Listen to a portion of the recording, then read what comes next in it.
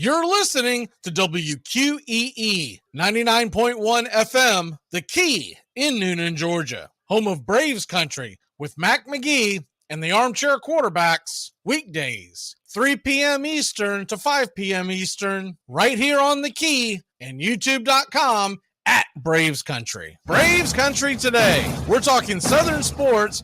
We go live 3 to 5 weekdays right here on WQEE. Braves Country today. Southern sports talk with the voice of Braves Country baseball, Mac Magee. Joined every day from sports analysts from all over Braves Country, talking college football, the NFL, Major League Baseball, and what's trending in the world of sports. Braves Country Today. We go live 3 to 5 weekdays right here on WQEE. Hey, Braves fans, I'm Mac Magee with Braves Country. We'll be right here on the key all year long giving you Braves Country baseball, pitch by pitch, inning by inning of your Atlanta Braves. Make sure to catch Braves Country right here on the key. We go live 3 to 5, and we'll keep you up to date on the upcoming schedule for Braves Country. That's Braves Country HD and Braves Country baseball right here on the key.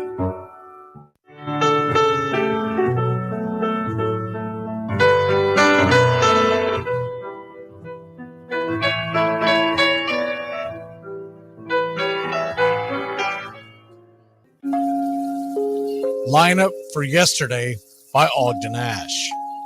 A is for Alex, the great Alexander. More goose eggs he pitched than a popular gander. B is for Bresnahan, back of the plate. The Cubs were his love and McGraw his hate. C is for Cobb, who grew spikes not corn and made all the basemen wish they weren't born. D is for Dean, the grammatical diz. When they asked who's the tops, said correctly I is. E is for Evers, his jaw in advance, never afraid to tinker with chance. F is for Fordham, and Frankie and Fish. I wish he were back with the Giants, I wish. G is for Gehrig, the pride of the stadium, his record pure gold, his courage pure radium. H is for Hornsby. When pitching to Raj, the pitcher would pitch, then the pitcher would dodge. I is for me, not a hard-hitting man, but an outstanding all-time, incurable fan. J is for Johnson, the big train in his prime, was so fast he could throw 3 strikes at a time. K is for Keeler, as fresh as green paint, the fastest and mostest to hit where they ain't. L is for LaHoy, whom Clevelanders love, Napoleon himself with glue in his glove. M is for Matty, who carried a charm in the form of an extra brain in his arm. N is for Newsom, Bobo's favorite Ken. You ask how he's here, he talked himself in. O is for Ott, of the restless right foot. When he leaned on the pellet stay put. P is for Plank, the arm of the A's. When he tangled with Matty, games lasted for days. Q is for Don Quixote, Cornelius Mack. Neither Yankees nor years can halt his attack.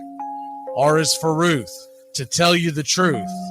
There's no more to be said, just R is for Ruth. S is for Speaker, swift center field tender. When the ball saw him coming, it yelled, I surrender. T is for Terry, the giant from Memphis, whose 400 average you can't overemphasize. U would be Ubel if Carl wore a Cockney, but we say Hubble in baseball like football in Rockney. V is for Vance, the Dodgers' very own Dazzy. None of his rivals could throw as fast as he. W, Wagner, the bow-legged beauty, short, close to all traffic with Honus on duty. X is the first of 2 X's in Fox, who was right behind Ruth with his powerful socks. Y is for Young, the magnificent sigh. People battled against him, but I never knew why. Z is for Zenith, the summit of fame. These men are up there. These men are the game. Lineup for yesterday, Ogden Ash, January 1949, Sport Magazine.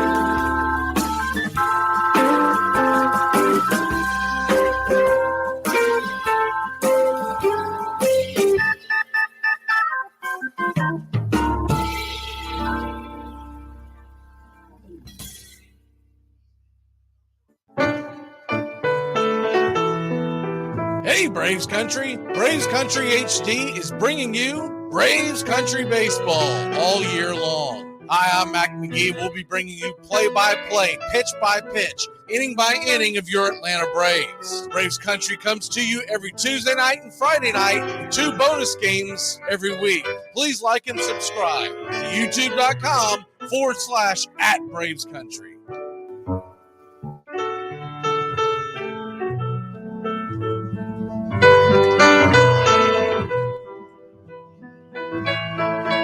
Casey at the Bat by Ernest Lawrence Thayer.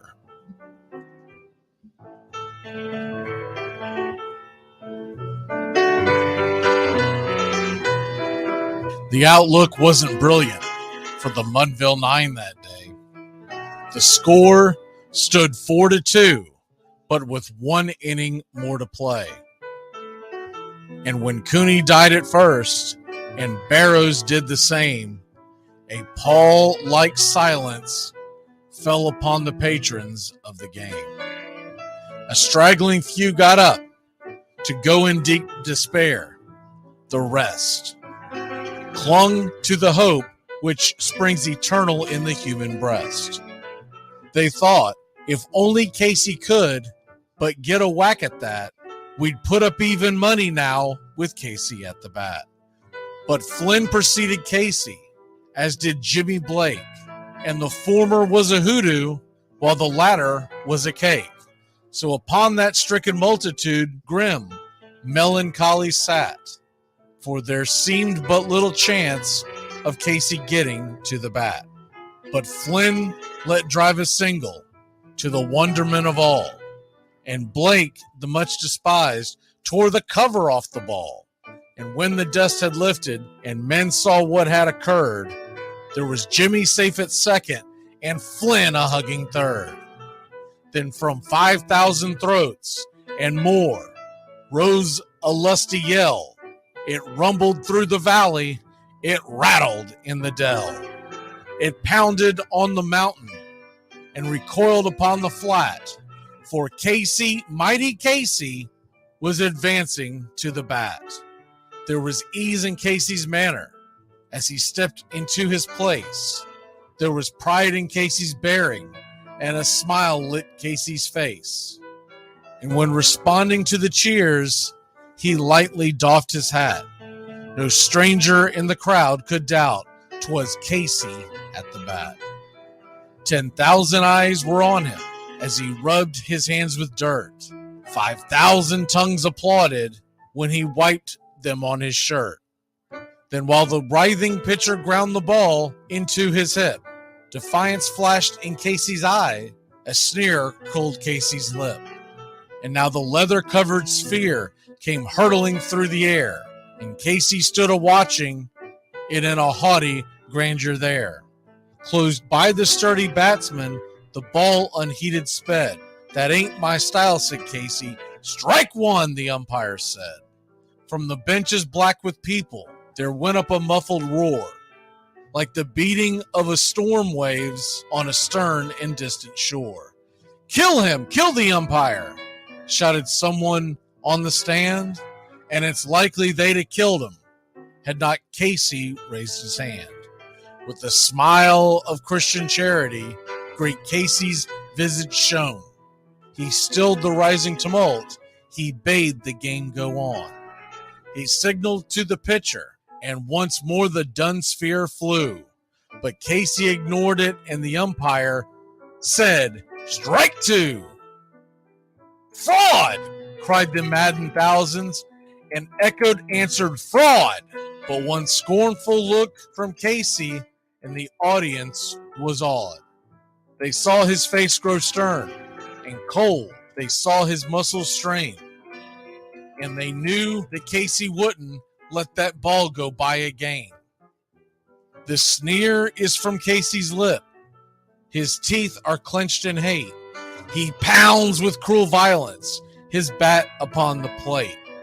And now the pitcher holds the ball, and now he lets it go. And now the air is shattered by the force of Casey's blow. Though somewhere in the favored land, the sun is shining bright, The band is playing somewhere, and somewhere hearts are light, and somewhere men are laughing, and somewhere children shout. But there is no joy in Mudville. Mighty Casey has struck out. Casey at the bat, Ernest Lawrence Thayer, published June 3rd, 1888. San Francisco Examiner.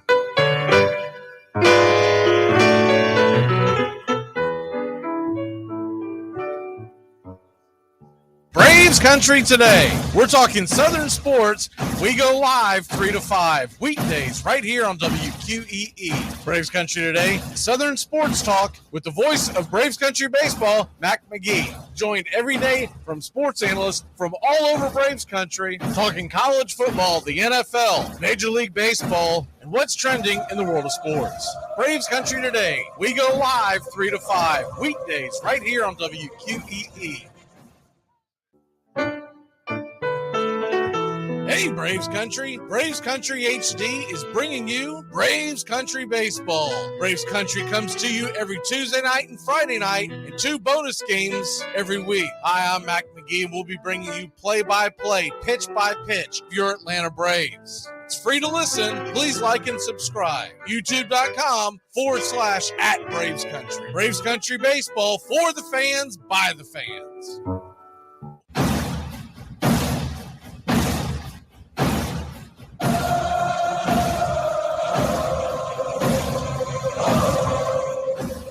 You're in Braves Country.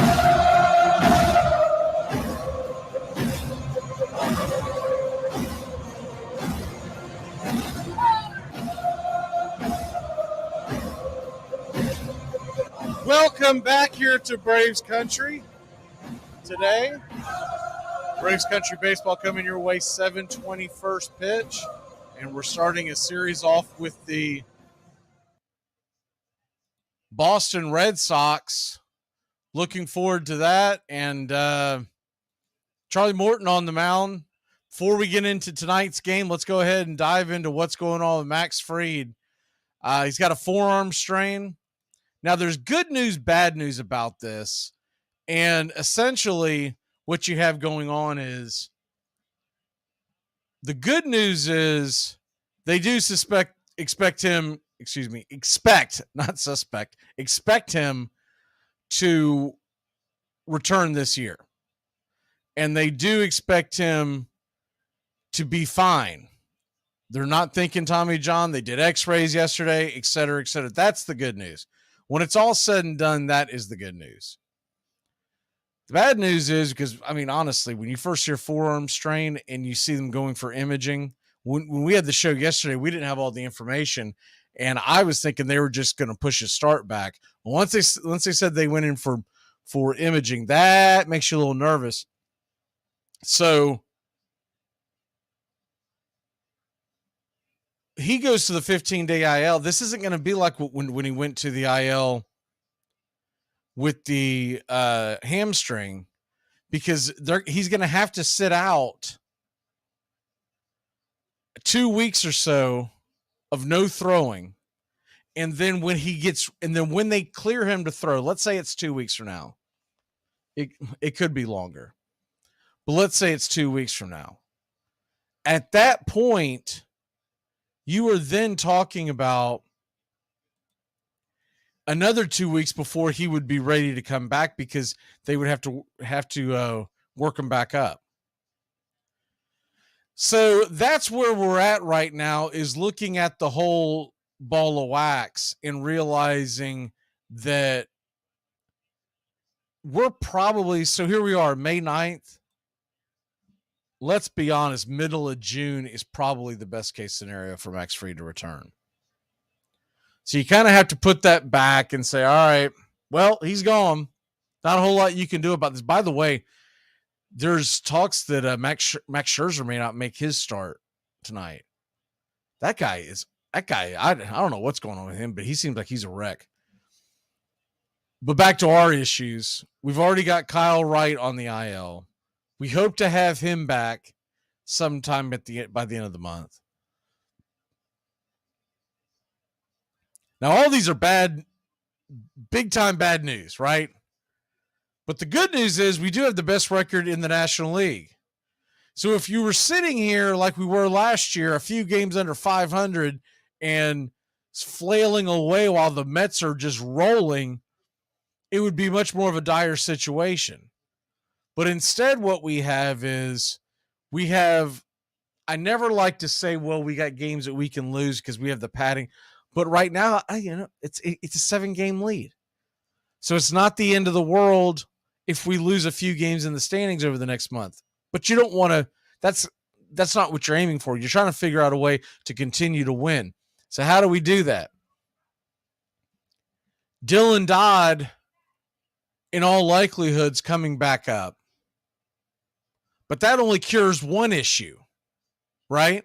Because right now what you have Fried is on the IL, Wright's on the IL. So you have Strider and Morton and Elder.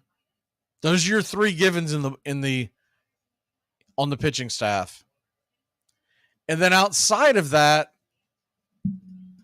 you have, let me straighten up that screen there.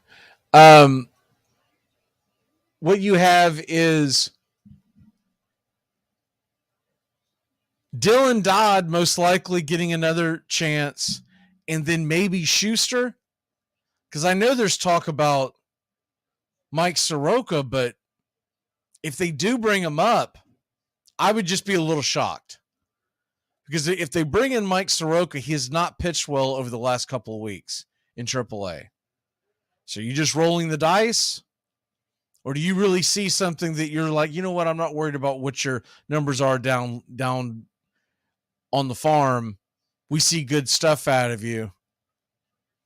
And if it's almost like a situation that you see when the guys are doing work in spring training where they're just working on stuff, they're not worried about results, they're just working on pitches. I can be sold that. I just seriously doubt that's what the case is. Because when you're trying to come back from an injury, essentially, at this point, he has not pitched in Major League Baseball for any considerable amount of time since 2019. But even if you give me 2020, it's been 3 years for what little bit he pitched in 2020. It's been 3 years since then. You've got to show me that you still belong and that you're putting together good innings, that you're getting outs down on the farm. When you give up 8 runs in less than a few innings two starts ago, and then you only went 4 innings last time out and gave up 3 runs. He did get a few strikeouts, which was a little more encouraging. But and I don't care how good some of these AAA players are. They're not as good as the ones you're going to run into in the majors. So it's going to get much more difficult, obviously. And that's concerning to me. More than anything else, that's concerning as far as if you do decide to roll the dice and put him up there, are you going to hurt his overall development and getting him back to where he was a few years just because it's a panic move? So let's say they don't do that. Let's say they're going to keep their head on the shoulders and they're not going to panic, which I don't see the Braves doing. It's not really their MO to rush out there and just start throwing things against the wall and hope something sticks. Then we're probably talking about Schuster. And then at that point, we could be talking about a bullpen game here and there. Now, if you look at the Braves schedule, they got tonight and tomorrow, obviously, and then they do have the day off on Thursday. So that helps a little bit. And then you have Friday, Saturday, Sunday, Monday, Tuesday, Wednesday, and you have a day off again.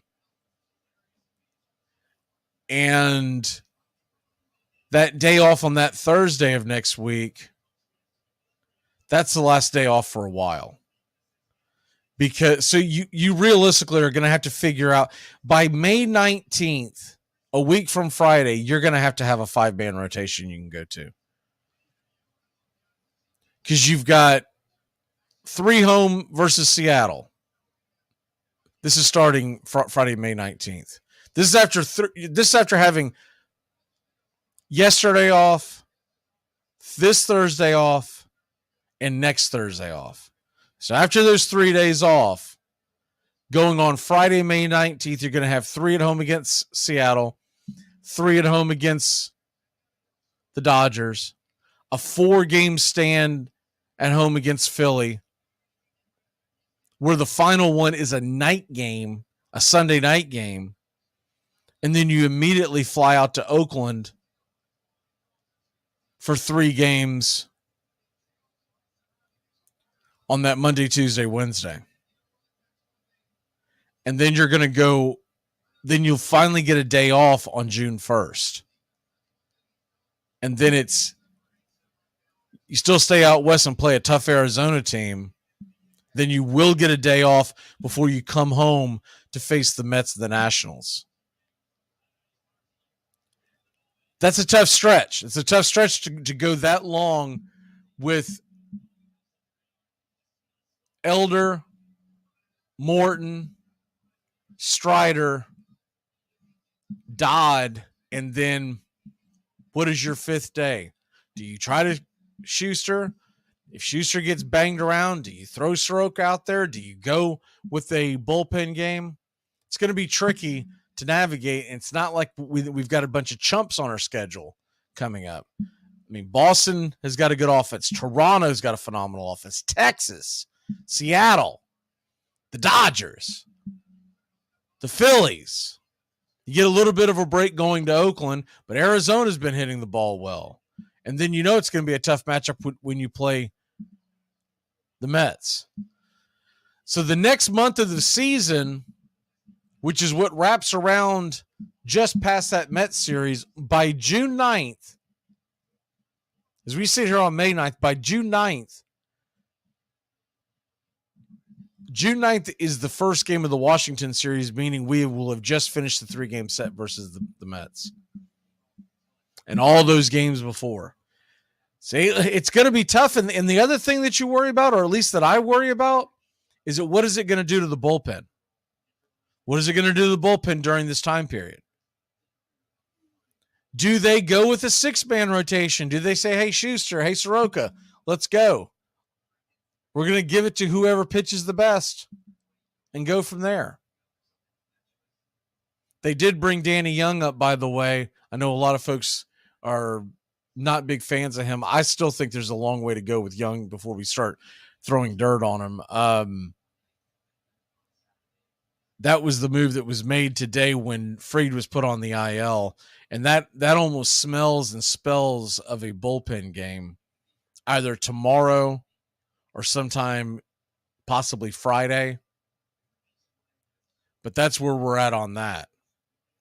Now, as far as the lineup tonight, go ahead and try to pull that up real quick. The lineup tonight, I'm a little surprised by it. And that is because if you look, the lineup tonight, I kind of expected, with the move being made of Travis d'Arnaud coming up, I kind of expected d'Arnaud to be in the lineup. But it's Ronald Acuna Jr. leading off. That's no shock. Matt Olson batting second. That's not a shock. Riley once again is third. Murphy's the cleanup. That's been pretty much a given every single game for the last several games. Then Rosario versus right-handers. That's pretty much been par for the course. And then you put Albies in there, the switch hitter. And now Marcell Ozuna has found himself up at the number 7 spot with a righty on the mound. How about that? Michael Harris still sitting at 8 and Orlando Arcia batting 9th. And really, I think that's just breaking up the righty-lefty down the roster is what they're trying to do there. I kind of like having Harris in the 8th spot and Arcia Harris in the 9th spot and Arcia up in the 8th spot just because it's worked so well in the past. and you get Harris to see much better pitches when you know that Ronald Acuna Jr. is going to be out there on deck. I like having that. When you're talking about the difference between 8th and 9th in the order, you're not talking about much of a chance of that being how many times you're going to face a guy. But I like, until Harris really gets going, and he did have the good at bat the other night, but I like Harris either in the 9 slot or much higher up in the lineup. If Harris is not going to be in the 9 spot, then I kind of like him up 5th or 6th in the order. But that's kind of nitpicking at this point. The lineup itself, it's going to be interesting to see how often they use Travis d'Arnaud. I mean, he's not in the lineup tonight. I thought they would welcome him back with putting him in the lineup, but they may put him behind the plate tomorrow night. So maybe they're just trying to work on how often they are going to use him. And I don't suspect he's going to play like an everyday role at this point. I think they're going to try to work that in and kind of go little by little, and eventually you'll see him in there in a 6-day work week, have him in there 4 to 5 games. But right now, I think it's more likely, best case scenario, to see him in half the week. What do we have, 5 games this week? We may see him 3 times this week, but it wouldn't shock me if it's more like 2. But that's where the lineup is right now. And you got Nick Pivetta on the mound for the Red Sox. And of course, we all remember him from his time in Philly. He can be a tough customer for the Braves. And when you look at his numbers, they don't blow you away. But I just know every time that we've gone up against him, it seems like it takes us a while. Now, there's been a few times where we've really gotten to him. But all in all, it seems like it takes us a second or third time through the order with him. And look, things change because we have a much different lineup than we did a few years ago. But there were times where it would just be incredibly frustrating because he is a guy that tries to pitch off the plate and tries to get you to chase. And if they're not very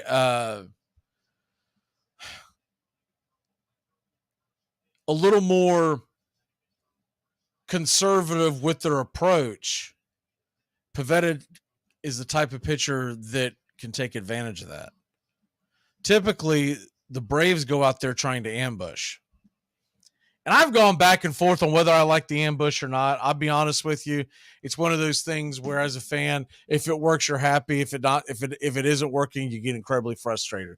But all in all, I prefer to see us eat pitches and have us work the count and see the starting pitchers' numbers go up, because just the way today's game is, you have a real strategy there of getting someone out of the game, because gone are the days of Nolan Ryan going out there throwing 150, 170 pitches and no one blinks an eye. Once the starting pitcher gets up around 100, they're yanking them. And sometimes before that. Some of these teams have little unwritten rules in their book that if they get to X amount of pitches by a certain inning, they're going to yank them.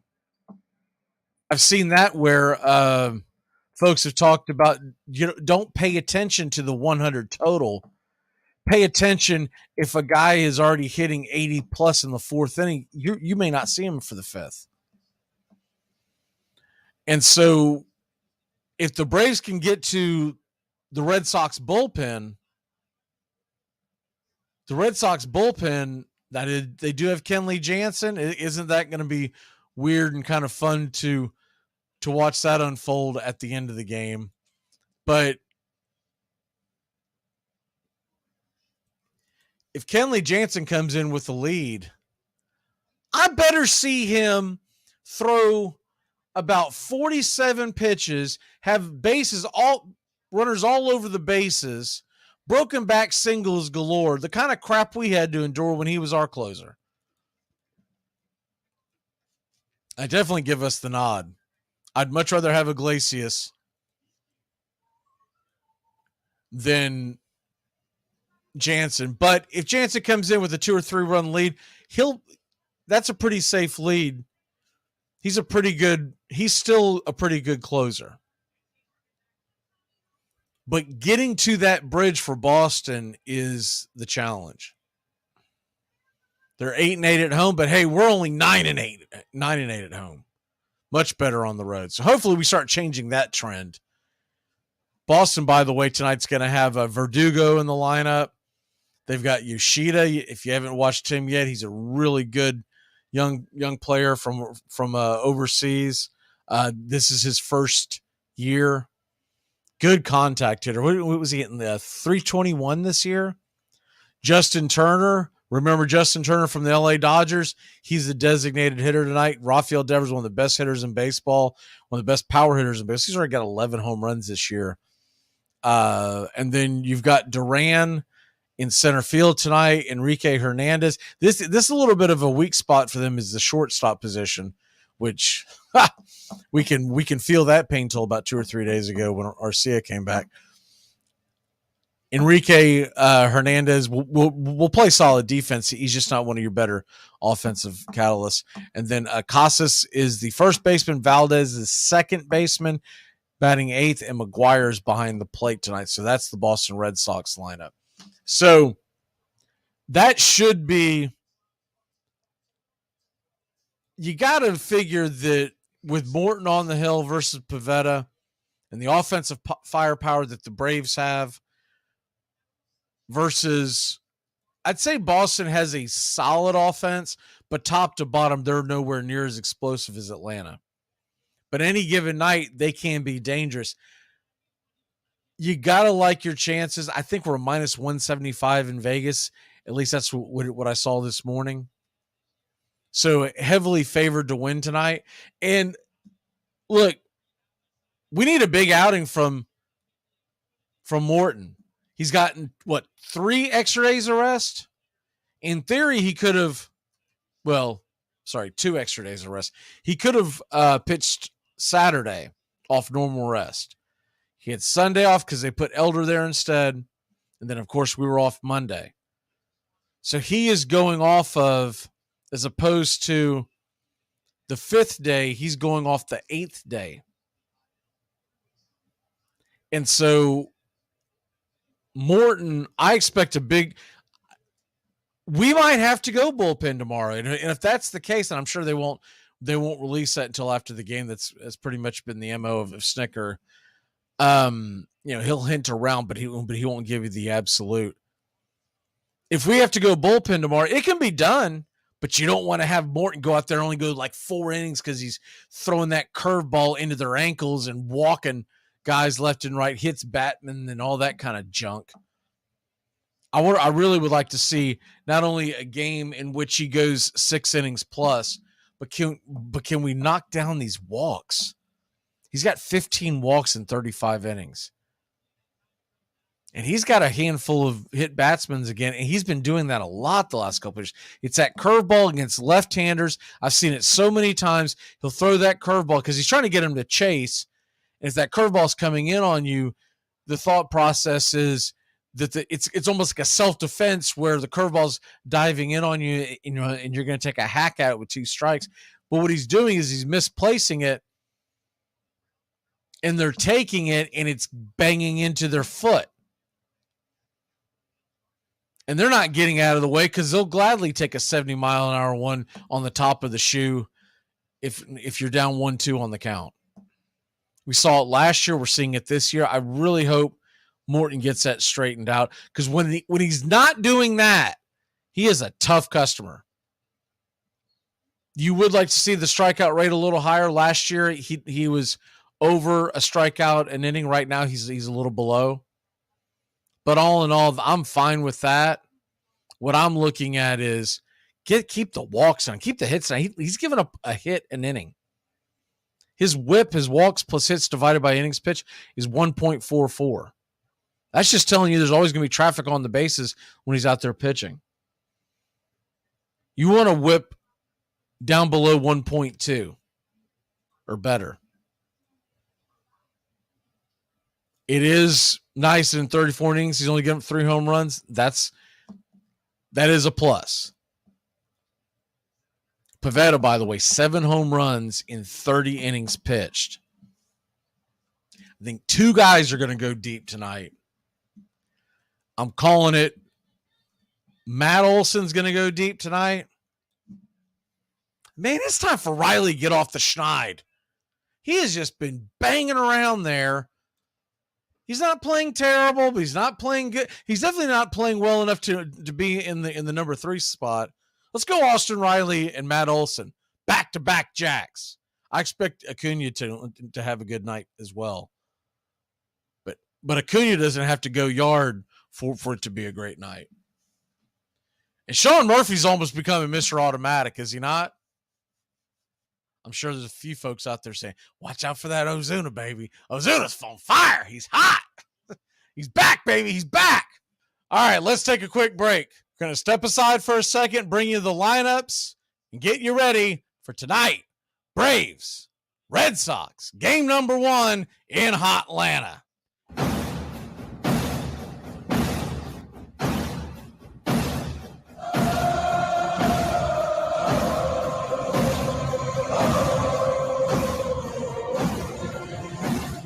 You're listening to WQEE 99.1 FM, The Key in Noonan, Georgia. There's something kind of about a kid that's never played baseball. If baseball is about caring, about loyalty and rivalry. Baerga is 0 for 3. Left center field. Grissom on the run. The team of the 90s has its world championship. There's a very peaceful thing. It was created and played in pastures and meadows. There's grass, there's outdoors, there's everything that people thought was American and feel about America. You get in a ballpark, and it's the wonder of walking through that dark tunnel and seeing a huge open space where men play the little boy's game.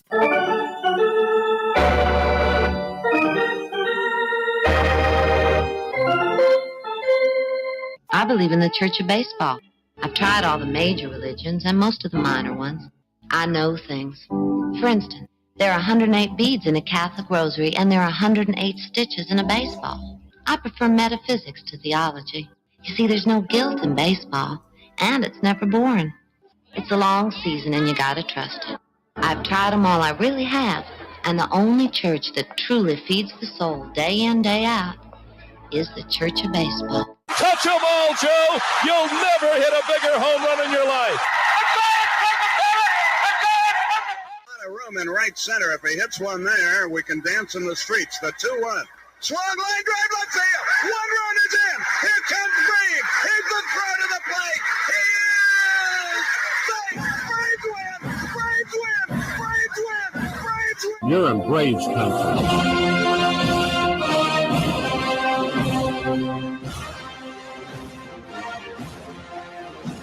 We're down to 1 strike here. Gurriel, the last hope for the Houston Astros. Here's the 0-2 pitch. Swung on, bounced over to Dansby. Dansby fires it over to first. And here comes the dog pile. Fire the cannons in the battery. Do the chop all throughout Braves country. Pop that top. Your Atlanta Braves have won it all. Oh, say can you see by the dawn's early light what so proudly we hailed at the twilight's last gleaming, whose what stripes and bright stars through the perilous fight o'er the ramparts we once were so gallantly streaming, and the rockets red glare, the bombs bursting in air, gave proof through the night that our flag was still there. Oh, say does that star-spangled banner yet wave o'er the land of the free?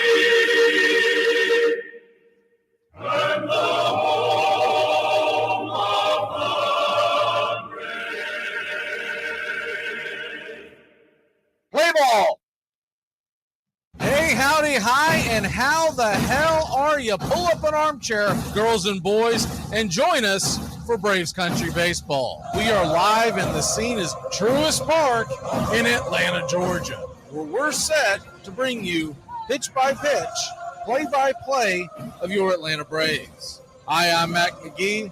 Here are your starting lineups for today's action. Leading off for the visiting Boston Red Sox, Alex Verdugo playing right field, batting .307, 5 home runs, 18 RBI, 3 stolen bases. Yoshida, it will be in left field and batting second, .321 average, 6 home runs, 24 RBI, 2 stolen bases. Justin Turner, the designated hitter, batting third, batting .265 with 2 home runs and 12 RBI. Rafael Devers is the cleanup hitter, 11 home runs, 34 RBI, and a .250 average. Duran is in center field, batting .366, 2 home runs, 13 RBI, and 4 stolen bases. Enrique Hernandez is the shortstop tonight, batting .236 with 3 home runs, 12 RBIs, and a stolen base. Casas is at first, batting seventh, .163 average with 4 home runs, 12 RBI. And Valdez is at second base, batting .324, 1 home run and 6 RBI. McGuire behind the plate and batting ninth with 8 RBI, a .345 average. And he'll be receiving from Nick Pivetta on the mound, who's 2-2 on the year, a .499 ERA, 1.3 whip, 30 innings pitched, 34 strikeouts, 12 walks, and 7 home runs. The right-hander will be facing your Atlanta Braves. Here's your lineup for your hometown Atlanta Braves. Ronald Acuna Jr. leading off and playing right field, batting .338 on the year, 6 home runs, 21 RBI, and 15 stolen bases. Big Matt Olson playing first base, batting second, .246 average, 10 home runs, 27 RBI. Austin Riley playing third, batting third, 6 home runs, 18 RBI, and a .246 clip.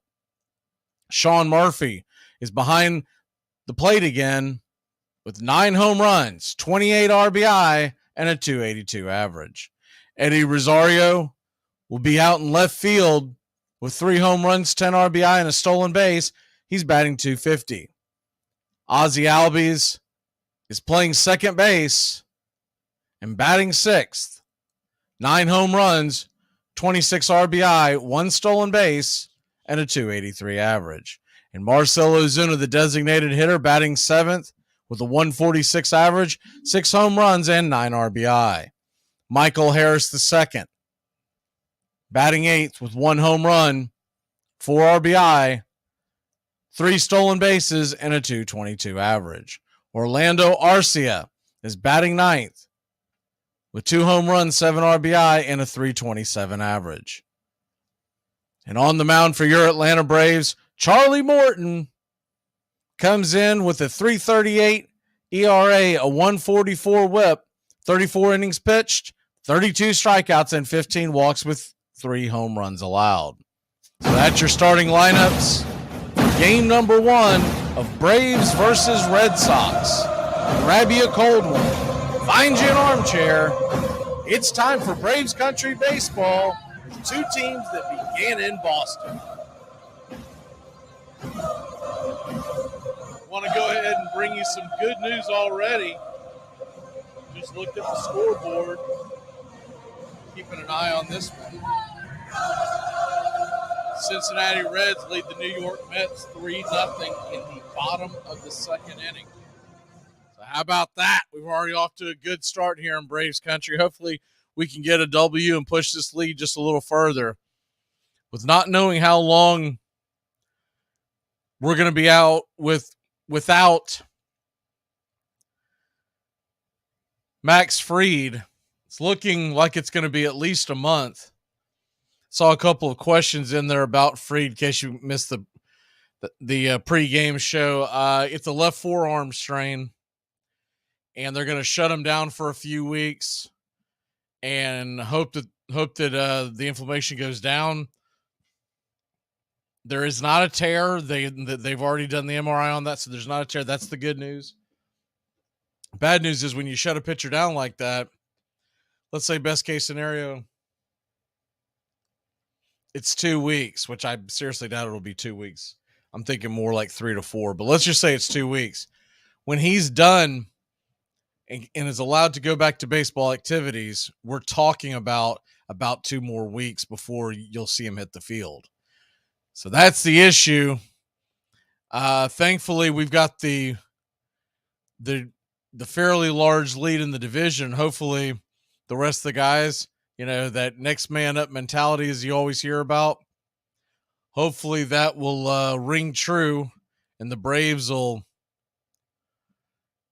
pick up Fried in his absence. It's really hard to replace, was it 2.06 or 2.08 ERA in 5 starts this year?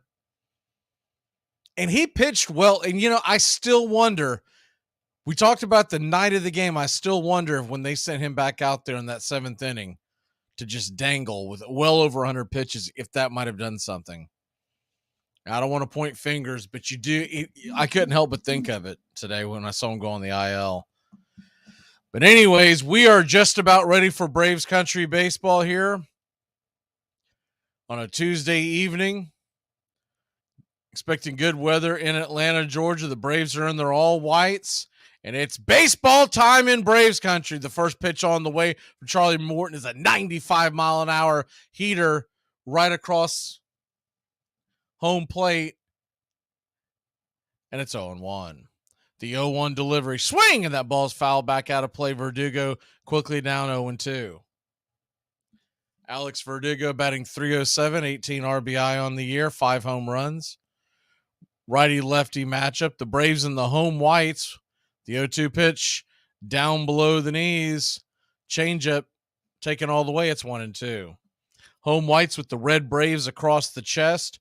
Red tomahawk underneath. And the numbers in red on the back. Navy lettering. The 1-2 pitch, that curveball inside almost got Verdugo. We talked about that in the pregame show. That has been his biggest Achilles heel for the last 2 years. So a 2-2 count to Verdugo in the dirt. Gets away. It's now 3-2. You see Charlie get in front of these hitters pretty early in counts, and then you'll see them, for lack of a better term, he gets cute and tries to get him to chase, really runs his pitch count up. 3-2 pitch, swung on and grounded back to first, back to the pitcher, excuse me. It is a 2-hopper. Charlie's got it, a 1-3 put out to start the night in Braves country. So we did the Braves jerseys. Boston is wearing the road gray bottoms and the road blue tops with red lettering of Boston across the chest, red numerals on the back, red lettering on the back, all of it outlined in white. And that'll bring up the bat of Yoshida, batting .321 on the year. Yoshida, left fielder coming over from Japan, Masataka Yoshida, 29 years old. The 0-1 pitch, fastball misses high and inside. It's 1-1. Just 5'8", 176 pounds, but he's got pop. The 1-1 swung on and lifted high down the left field line. Just going to grab the screen and go foul. It's 1-2. Yoshida with a .939 OPS, 6 home runs, 24 RBI, 2 stolen bases. From Fukui, Japan, the 1-2 pitch swung on and grounded off the plate, popped foul, came off and hit Yoshida in the leg. Think he's okay. He's hopping around a bit. It's 1-2.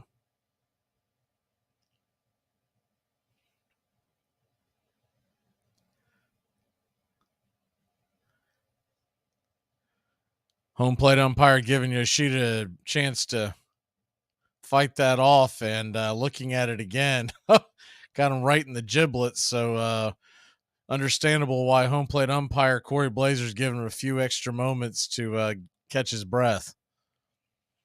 The 1-2 pitch on the way from Charlie, swung on and grounded off the plate again and into Yoshida. This time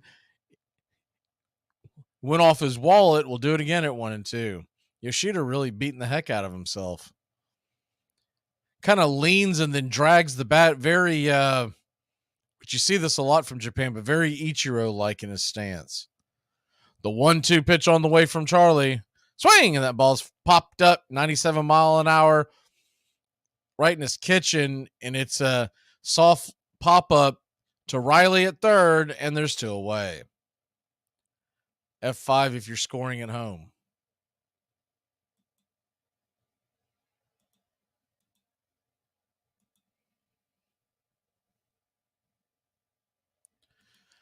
So 2 down, and that's the best time to face Justin Turner, hitting .265, righty-righty matchup. The first pitch is a fastball right there for a strike. It's 0-1. The 0-1 pitch on the way, swung on, and that ball's hit hard into right field, but right at Acuna. He'll make the catch, and it's 3 up, 3 down. We'll grab the bats and be back in a flash here on Braves Country. 3, oh no. What? Oh boy. This isn't my bad, guys. Oh my God, Ruffy! Get out of here. Go. No, it's okay. It's okay. Here are some baseball facts that you might not have known. There have been 4 times where a player to be named later was themselves. For example, in 2005, John McDonald was traded from the Blue Jays to the Tigers for a player to be named later. 4 months later, the trade was completed when McDonald was reacquired by the Blue Jays as the player to be named later. Hey, Braves Country. Braves Country HD is bringing you Braves Country Baseball. Braves Country comes to you every Tuesday night and Friday night, and 2 bonus games every week. Hi, I'm Mac Magee, and we'll be bringing you play-by-play, pitch-by-pitch of your Atlanta Braves. It's free to listen. Please like and subscribe. YouTube.com/@Braves Country. Braves Country Baseball for the fans, by the fans. Sunday would come and the little park would be packed way before game time. Everybody wanting to see the great Rube Waddell pitch. Nowhere to be found. Manager'd be having a fit. And then just a few minutes before the game time, there'd be a commotion in the grandstand. You'd hear people laughing and yelling, "Here comes Rube! Here comes Rube!" And there he'd come right through the stands. He'd jump down onto the field, cut across the infield, the clubhouse, taking off his shirt as he went. In about 3 minutes, he never wore any underwear. He'd run back out in uniform and yell, "All right, let's get him." Sam Crawford. You're listening to Braves Country Baseball on Braves Country HD. Please like and subscribe today. YouTube.com/@Braves Country.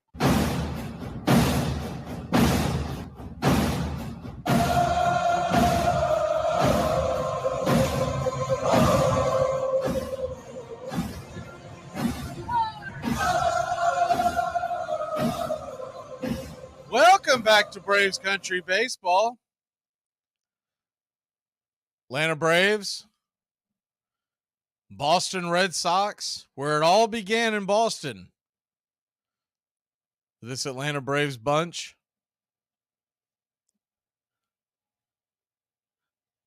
(1871).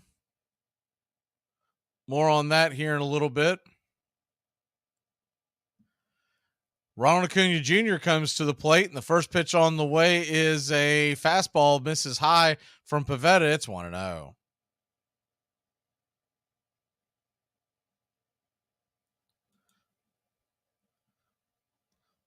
The 1-0 pitch from Pivetta. Curveball misses out of the zone high. It's 2-0.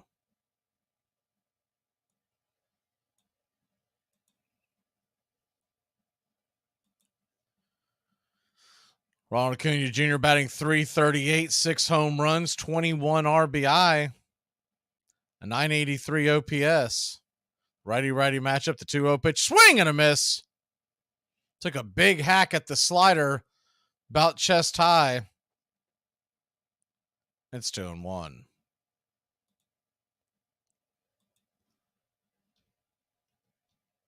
The 2-1 delivery, high and inside, ball 3, 3-1.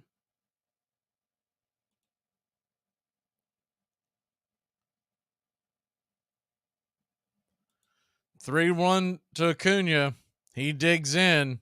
Pivetta kicks back and lets it fly. Swung on, and that ball is roasted up the middle. That's going to get in for a single. Just left of the second base bag. Red Sox infield was playing Ronald to pull, and he pulled, but not that far. It's 1 on, nobody out, and Matt Olson coming to the plate.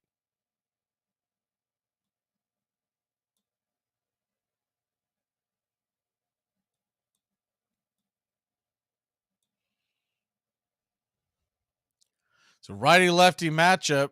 Matt Olson digs in, hitting .246 on the year. Pivetta lets it go. Swung on, and that ball is belted high and deep. It's going back, back, back. Wham, bam, that's a 2-run shot with light tower power. Matt Olson makes it 2-0, his 11th homer of the year, 426 happy feet, 109 miles an hour off the bat of Olson, and it's quickly 2-0. An absolute emphatic pow to get the game going here in Atlanta.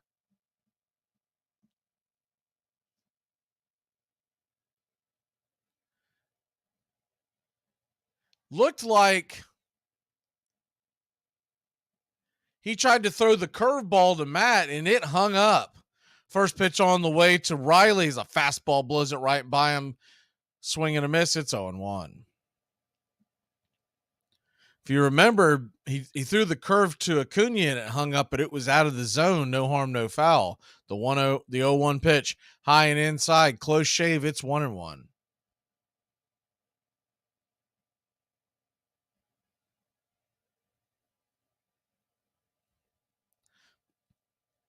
The 1-1 delivery from Pivetta.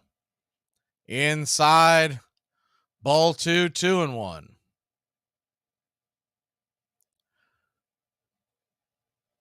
Braves 2, Boston nothing. If you're just joining us, Matt Olson hit another home run, his 11th of the season. The 2-1 pitch, curveball misses high. Ball 3, 3-1. It's a third or fourth curveball that Pivetta has hung. That one wasn't low enough for Riley to take a whack at. The 3-1 pitch, swing, and that ball's fouled back out of play. Slider on the inner part of the plate. It's a full count to Austin Riley.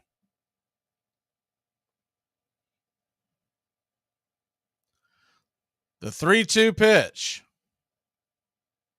Pivetta lets it fly in the dirt. Ball 4, and it's a walk. Pivetta still has not recorded an out here in the top of the first. That curveball absolutely hung.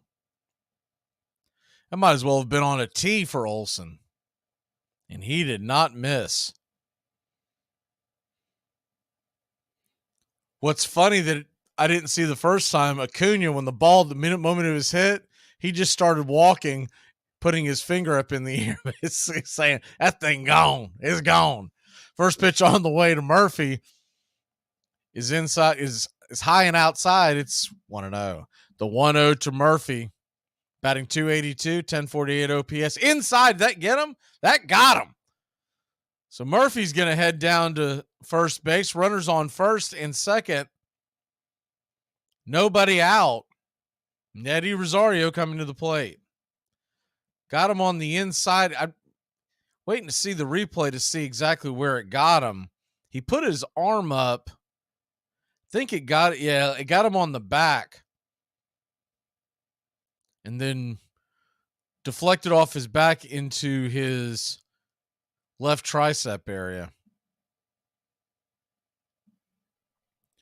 So they're going out there to talk to Pivetta.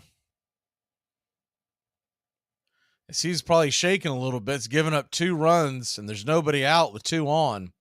Braves looking for a big inning here in the first. Give Charlie some breathing room.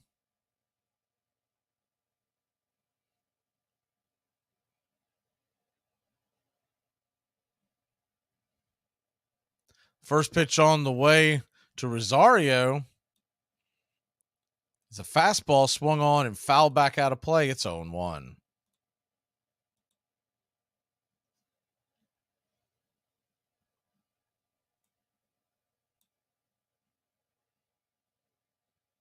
The 0-1 pitch swung on and fouled back out of play. Fastball, top of the zone, it's 0-2.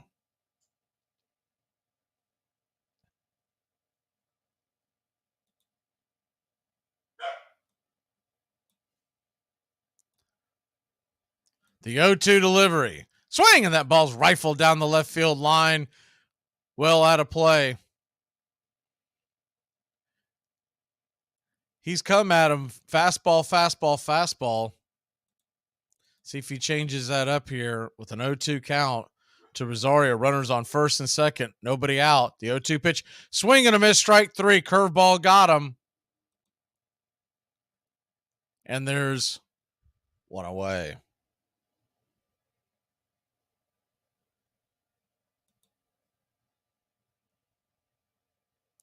Rosario down on strikes.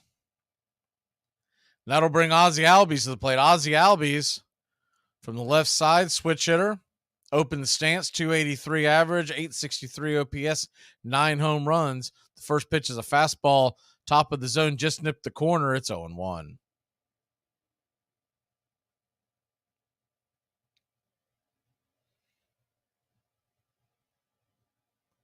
The 0-1 delivery from Pivetta as he looks the runners back. Curveball gets away. That ball goes high and away. Runners are going to advance. That thing went airborne well into the night sky.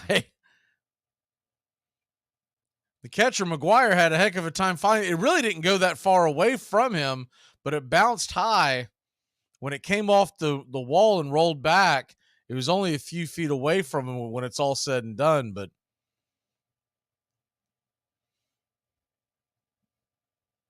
so a 1-1 count to Ozzie. Runners on second and third now, one away. The 1-1 swung on and banged foul. Grounded down the first base line. It's 1-2.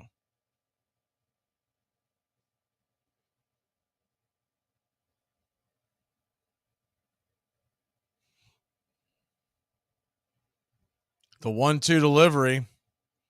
They set up outside, high and outside, and it's 2-2.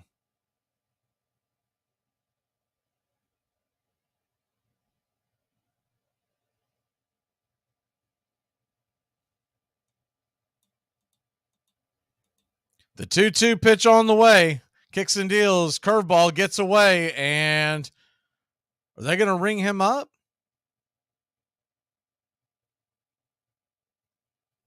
No, he called it a ball. At first, he the way he raised his arm, I thought maybe he was putting a strike up. But he was just indicating a ball and that it had not been touched. So a full count. Runners on second and third, one away. The 3-2 pitch. Swing, and that ball's fouled back out of play. Tried the curveball. Very similar to the pitch that struck out Rosario. We'll do it again at 3-2.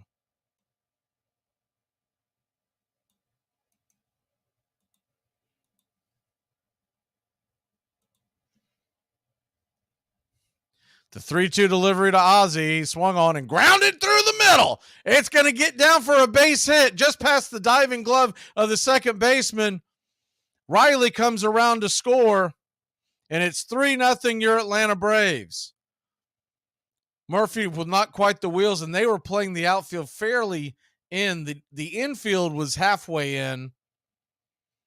So runners on the corners, and it's a 3-0 lead. Hard hit ball by Ozzie, just past the outstretched glove of the second baseman. Murphy, no real threat to score there.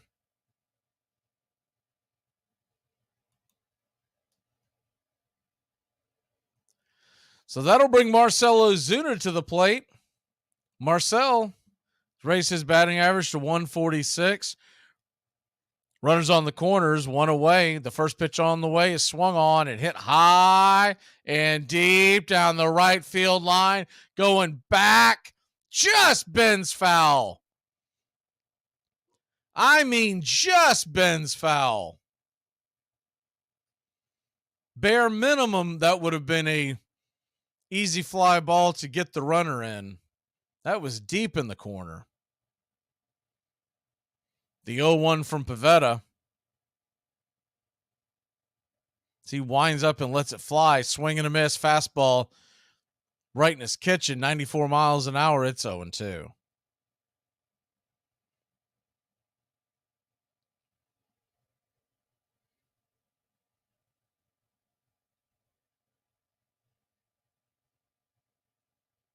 The 0-2 pitch. Swung on and fouled straight back. Right to the screen. It's 0-2 to Ozuna. Pivetta about to throw his 29th pitch of the inning. The 0-2 pitch. They set up outside. Pivetta turns around, tries to get Ozzy napping over at first. No such luck. Will do it again at 0-2.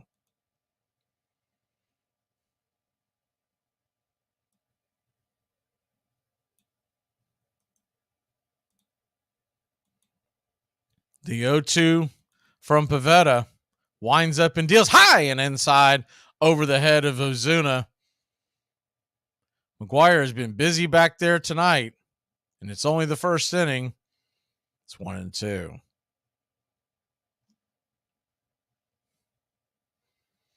Runners on the corners, one away. The 1-2 pitch. Swing, and that ball's grounded over towards first. Handcuffed Devers. Murphy's going to come home and score, and the only play is to first, so it'll be an RBI fielder's choice. Ozzy makes it up to second. Devers no chance to turn the double play. The ball kind of handcuffed him. It was a weird two-spinner, two-hopper that spun right at him. By the time he corralled it, Ozzy was easily into second, and Murphy was crossing the plate. So 4-0 your score to clean that up. Ozzy Albies is standing on second. There's 2 outs. And Michael Harris II coming to the plate. Righty-lefty matchup. The first pitch to Harris is a curveball in the dirt. 1-0.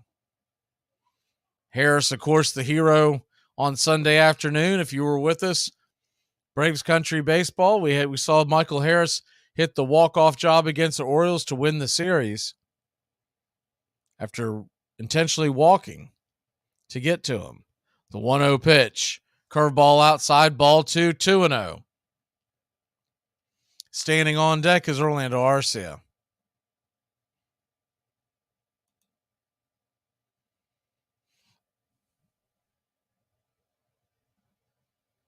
The 2-0 pitch. Swing, and that ball's hit high, but not very deep. Camped underneath it is a center field Duran, and that'll end the inning. But up for your Atlanta Braves, put 4 on the board. It's 4-0. We head to the second.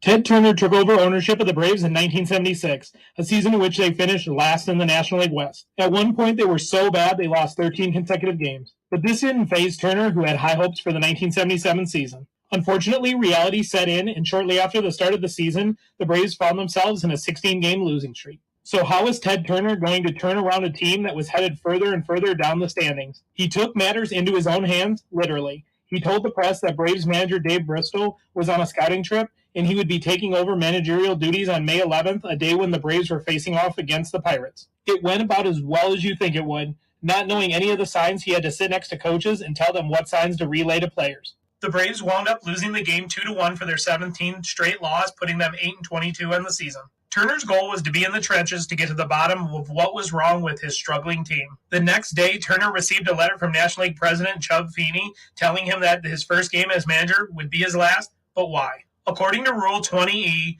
no manager or player on a club shall directly or indirectly own stock or any other proprietary interest or have any financial interest in the club by which the manager or player is employed except under an agreement approved by the commissioner. With Turner out and Bristol on his trip, another Braves coach, Vern Benson, took over managerial duties for the next game and ended the Braves' losing streak with a 6-1 victory over the Pirates. With the help of several would-be owners, Ward and the Brotherhood started a rival league, the Players League. At first, the new league did well. 56 top players defected to its teams and brought their fans with them. I am for war without quarter. I want to fight until one of us drops dead. From this point on, it will simply be a case of dog eat dog, and the dog with the bulldog tendencies will live the longest.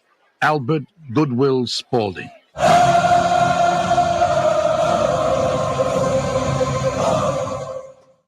Welcome back to Braves Country Baseball. The Atlanta Braves lead at 4-0 as we head to the top of the second inning. Atlanta and Boston, game one of a 2-game series. We're going to bring both games to you. All 5 games this week will be right here on Braves Country Baseball. Tonight, tomorrow night, and then Friday night at 7:07, as it is in Toronto. The first pitch on the way to Devers is a curveball right there for a strike. It's 0-1. Saturday afternoon game is the 0-1 pitch, fastball high and out of the zone. It's 1-1. Bit of an odd start, 3:07 Eastern. And then Mother's Day, 1:37 first pitch, the 1-1 pitch. Swing and a miss. Curveball had him coming out of his shoes. It's 1-2.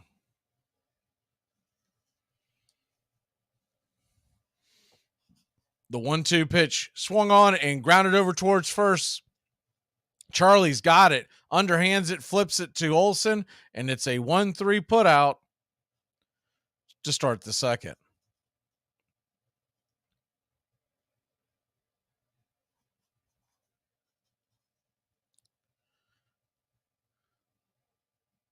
Braves just finished with the American League East of Baltimore Orioles, and you got the Boston Red Sox and the Toronto Blue Jays. So it's an American League East week and a half for Braves country.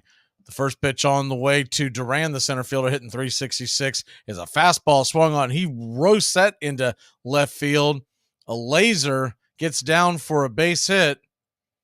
There's 1 on and 1 out.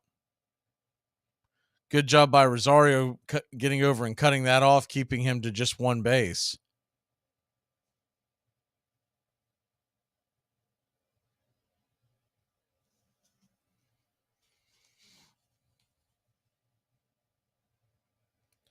So that'll bring up the right-handed bat of Kike Hernandez.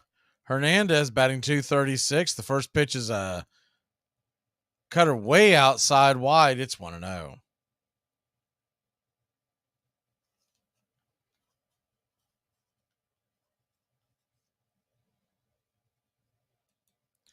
The 1-0 delivery.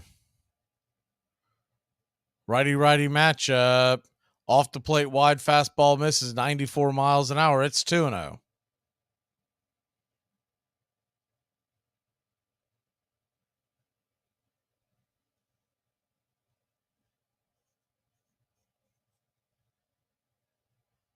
The 2-0. Curveball right there for a strike. Good pitch by Charlie. It's 2-1. Cincinnati leads New York 4-1.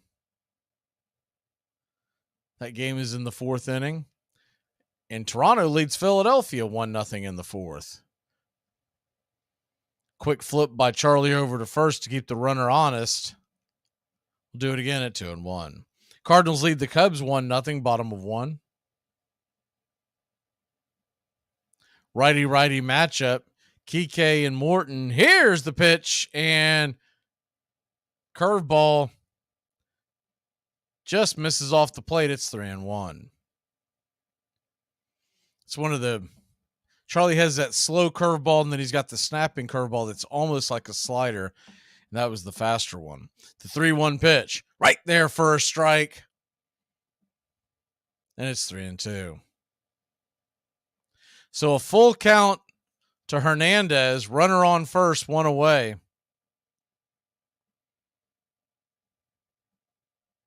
The 3-2 pitch. Swing and a miss, strike 3. Got him chasing that curveball. It was way off the plate, and that was the hard one. And there's 2 away.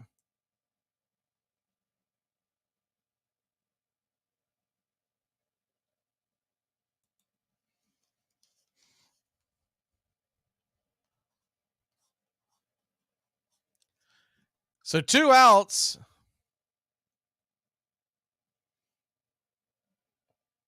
Cassis comes to the plate, righty-lefty matchup. The first pitch is a fastball, 95 miles an hour, inside, almost gets him on the leg.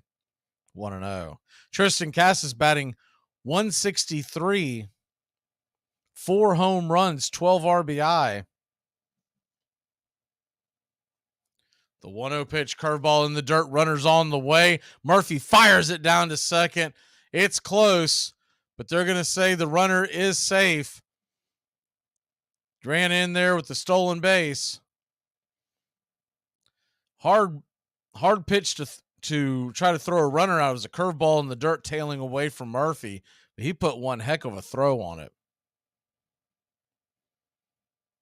So runner on second. 4-0 your score, the 2-0 count. Righty-lefty matchup. Valdez stands on deck. Charlie looks back the runner. He winds, kicks, and deals, and curveball misses off the edge. It's 3-0.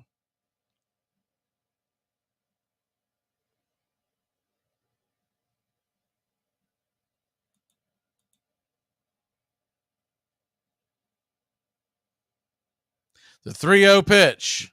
Fastball way outside wide. Ball 4-4. A 4-pitch walk from Charlie. 29 pitches on the outing so far. 2 outs here in the top of the second. Runners on first and second and 2 away.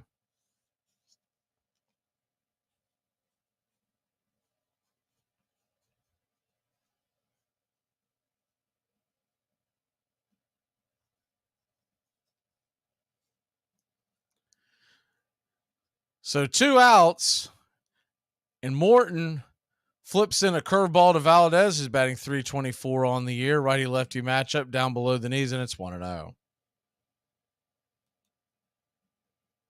The 1-0. Swung on that ball's hit right up the middle. A diving stop by Arcia, and he's going to jump up, fire it back over to third to try to catch the runner napping coming around the corner. He's back in there safely. Arcia had no chance of getting the runner heading down towards first. So it'll be an infield single. All the runners are safe. But the play by Arcia did keep a run off the board.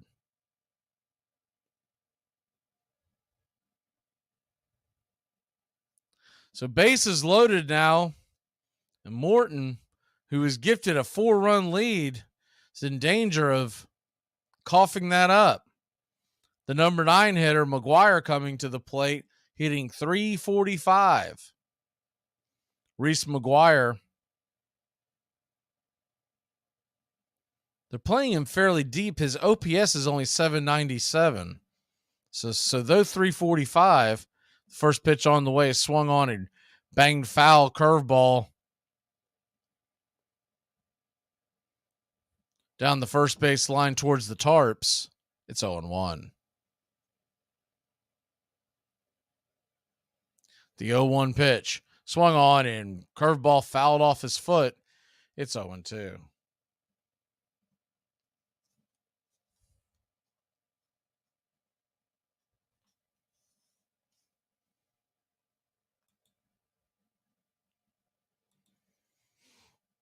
The 0-2 pitch on the way. Curveball in the dirt. Good block by Murphy. It's 1-2.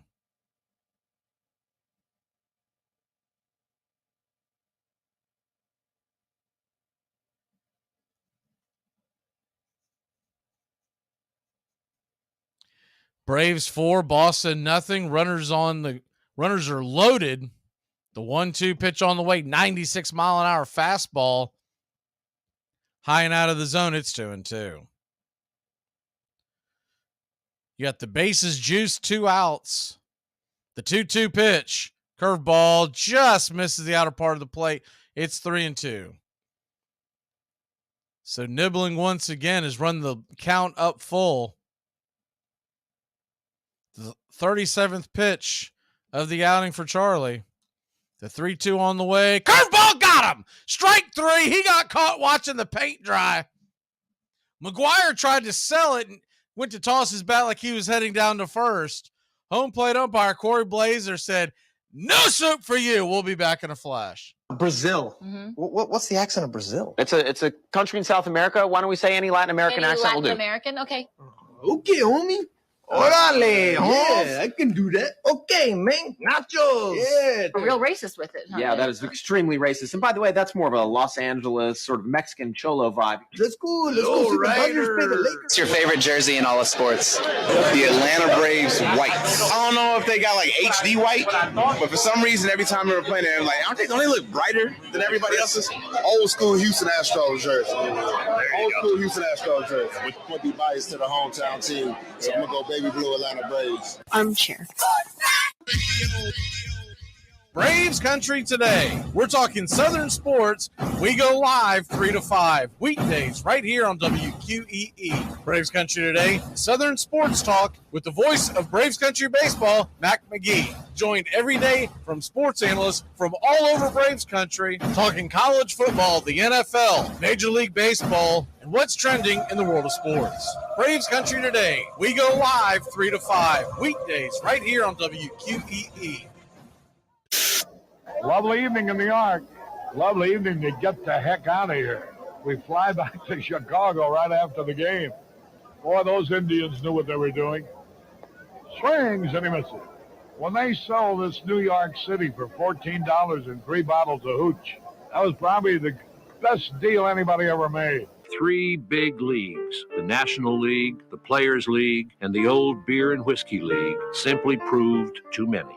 Attendance dipped dangerously low for everyone.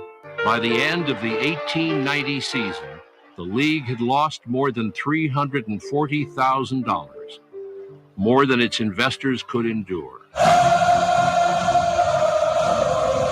Welcome back to Braves Country Baseball. The Atlanta Braves lead at 4-0.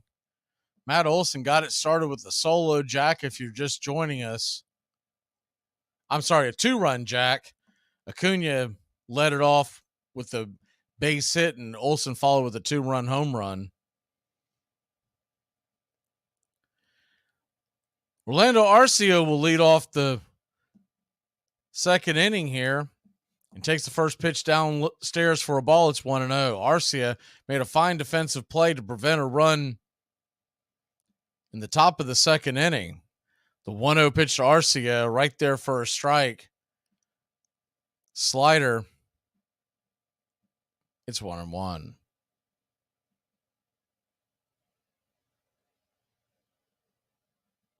The 1-1 pitch. Swing and a miss. Fastball right on top of inside top shelf. It's 1-2. So he's going slider, four seam. The 1-2 kicks and deals off the plate wide.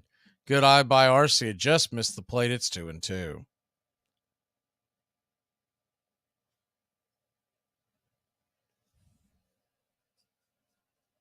The 2-2 pitch from Pivetta. He rocks and lets it fly high and inside. Ball 3-2.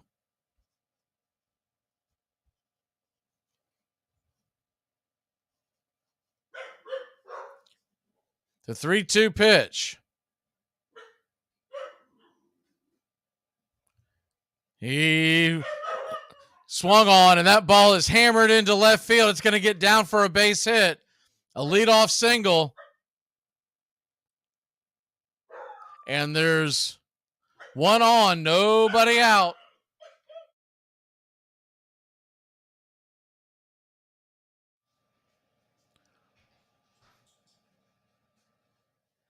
One on, nobody out, and Ronald Acuna Jr. will come to the plate.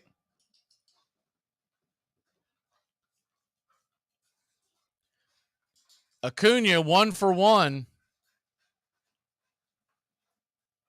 The first pitch is swung on and hammered foul out of play. It's 0-1.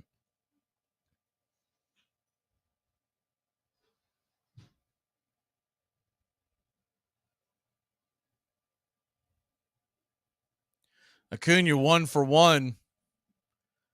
Led off with a single right up the middle. The 0-1 pitch, high and inside, 94 miles an hour. Bends Acuna back off the mark. We'll do it again at 1-1. Acuna now batting .343 on the year, 6 home runs, 21 RBI, a .990 OPS. The 1-1. Swing and fouled it away. Slider on the outer edge. It's 1-2.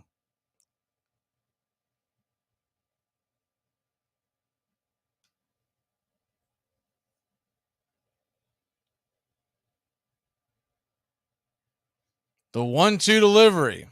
Pivetta lets it fly. Curveball high. Ball 2, 2-2.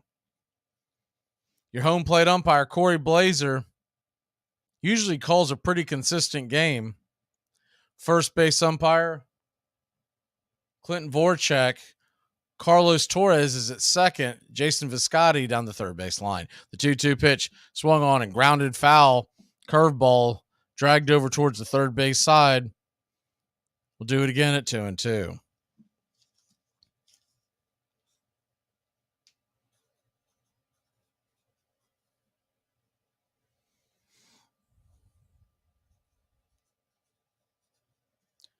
The 2-2 pitch on the way, swing and pops it up. Jammed him and underneath. It's going to get down. It's going to get down, but Arcia is going to be dead meat as he had to hold up. So they'll switch places at first. It's going to be a fielder's choice. Verdugo, the right fielder, and the second baseman Valdez had a communication error. One of those, I got it, you got it. And the ball dropped right in between them. But Arcia had no chance. The ball bounced right to the right fielder who gunned it over to second. So runners, you got a runner on first, one away, and Matt Olson comes to the plate. Matt Olson hit a 2-run jack his last time up.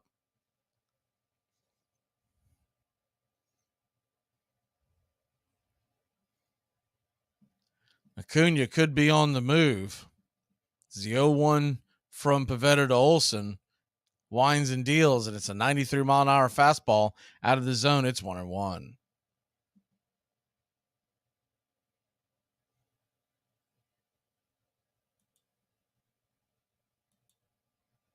The 1-1 pitch. Off the plate wide, it's 2-1.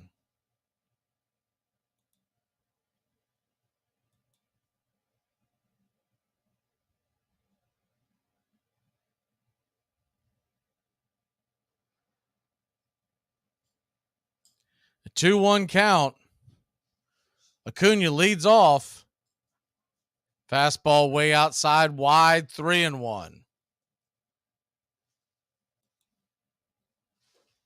So 3-1 is your count. Acuna inching towards second.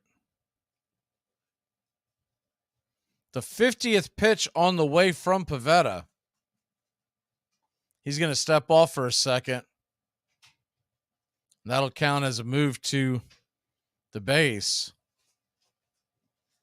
So a 3-1 count from Pivetta.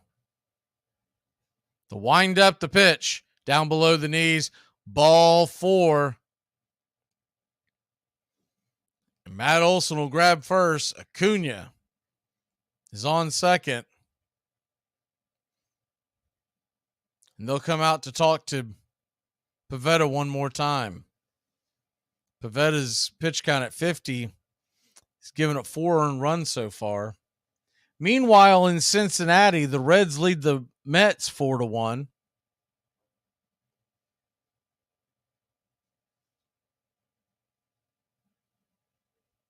We'll do birthdays later on in the show, but pretty good set of birthdays today in baseball. Sometimes we get days where there's just you're just scrounging to find birthdays, but we got some pretty good ones today. So that'll bring Austin Riley to the plate. Austin Riley walked his first time up. He's looking to get going. First pitch on the way to Riley's a fastball right down Main Street, and it's 0-1. Yeah, that's exactly what he did last time that they came out to talk to him. He threw a couple of fastballs to Rosario.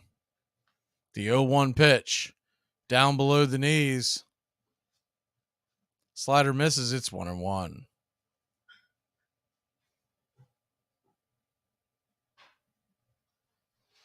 Runners on first and second, one out.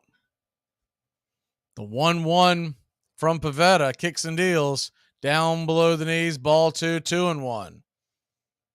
It's gone fastball, slider, curveball.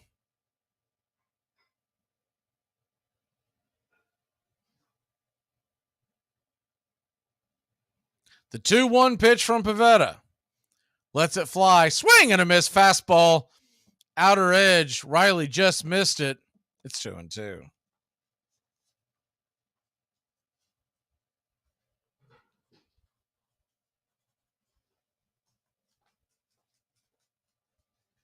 The 2-2, 2 on, bottom of 2.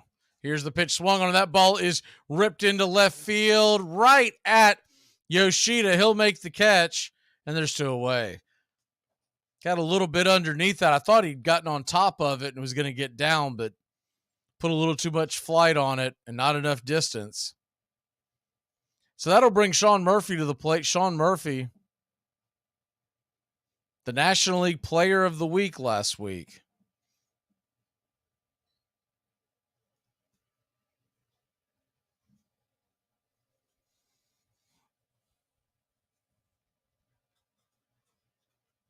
Righty-righty matchup. The first pitch on the way to Murphy is a curveball swung on. That ball is hammered, and it is down. It's going to get down for a base hit. Here comes Acuna. He rolls around third. He's going to score. It's 5-0, your Atlanta Braves. Good piece of hitting by Murphy. Tomahawked that into left field.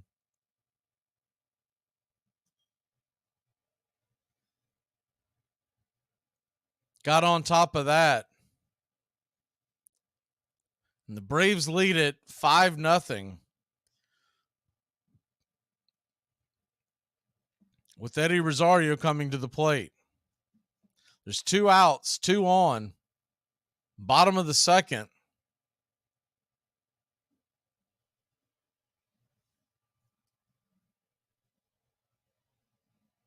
And the first pitch on the way is a ball. 1-0.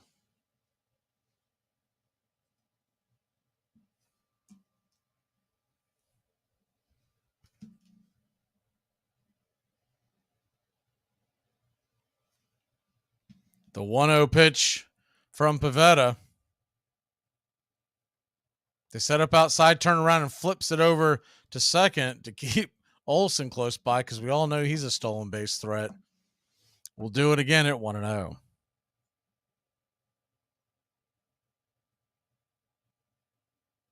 The 1-0 to Rosario.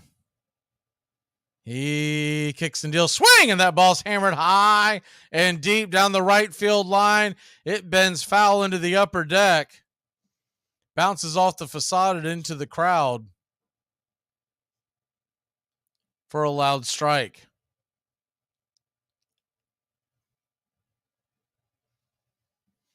The 1-1 swing and fouls it off out of play. It's 1-2.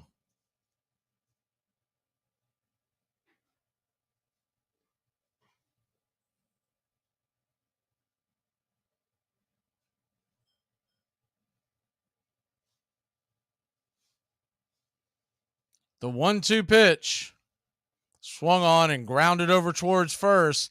Looks like Casascotti. He flips it over to Pivetta covering the bag, and it's a 3-1 putout to end the inning. But not before your Atlanta Braves put 1 on the board. It's 5-0 in Atlanta. We head to 3. I should have gone to law school or high school.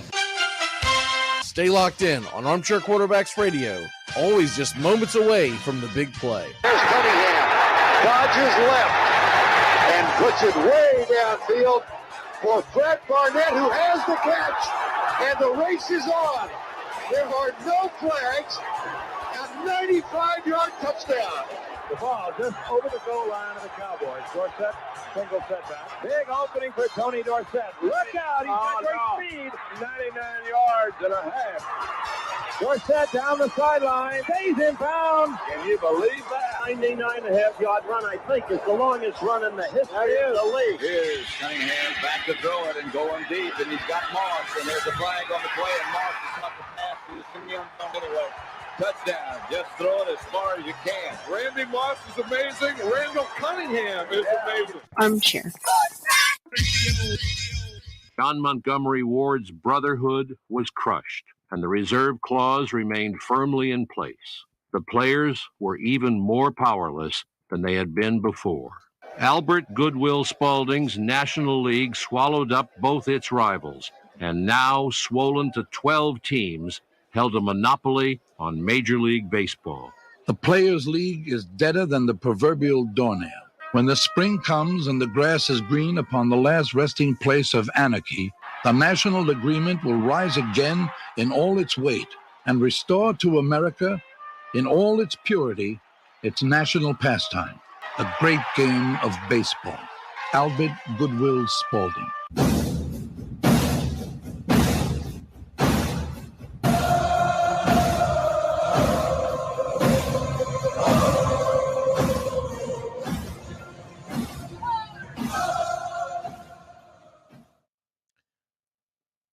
Welcome back to Braves Country Baseball. The Atlanta Braves lead the Boston Red Sox 5-0. We head to the top of the third inning. Travis d'Arnaud was activated from the IL. Max Fried sent to the IL. Trump said down to the minors. Danny Young brought up.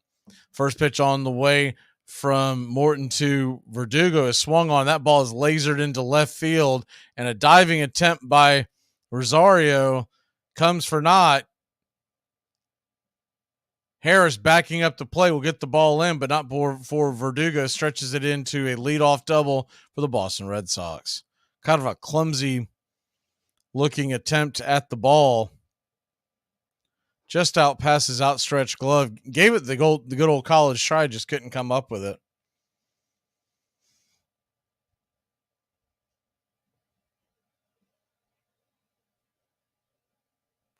Eleventh double of the season for Verdugo.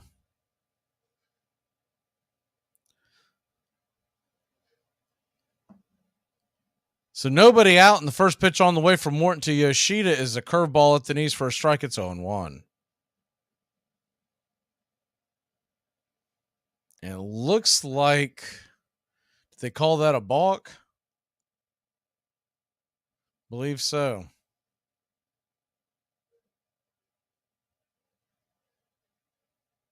So that'll wipe the slate clean. First pitch on the way now is a curveball that misses outside. It's 1-0.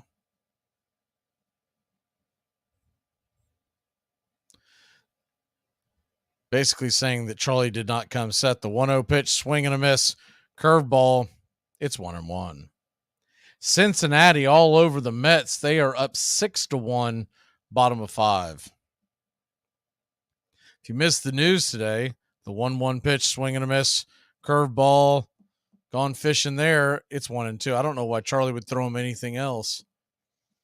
He's yet to be able to pick that pitch up. The 1-2, curveball, swing and a miss, strike 3, got him on the outer edge, and there's one away. If you missed the news today, the Mets starter, Max Scherzer, did not go to the bump.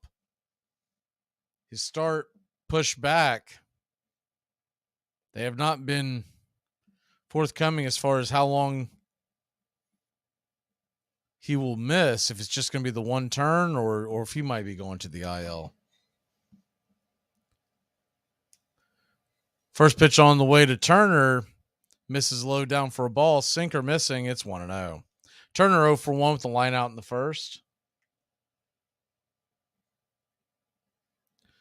The 1-0 swing, and that ball's golfed into right field, back, way back. That's going to be deep enough to score Verdugo, although Acuna is going to let fire his gun, and man, he made that pretty close. Verdugo safe sliding into home.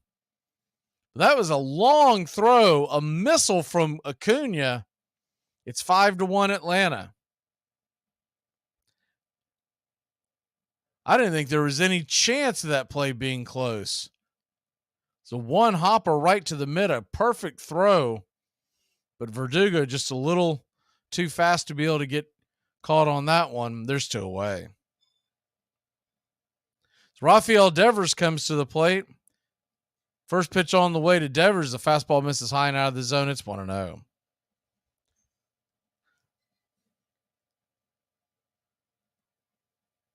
This Boston offense can score in bunches. The 1-0 pitch off the plate wide, 2-0.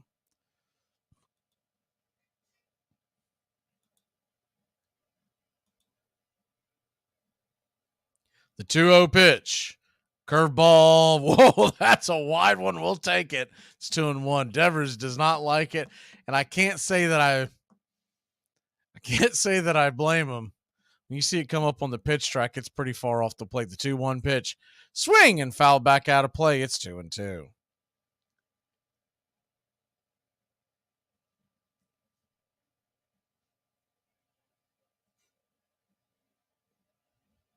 Devers asked for time.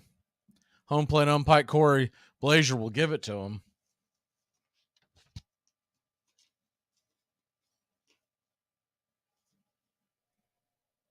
The 2-2 pitch. Kicks and deals. Fastball right there. Got him looking. And that'll end the inning. Boston scores 1. The Braves will grab the bats. Albies, Ozuna, Harris coming to the plate. Why is there a pancake in the silverware drawer? I mean, why is there silverware in the pancake drawer?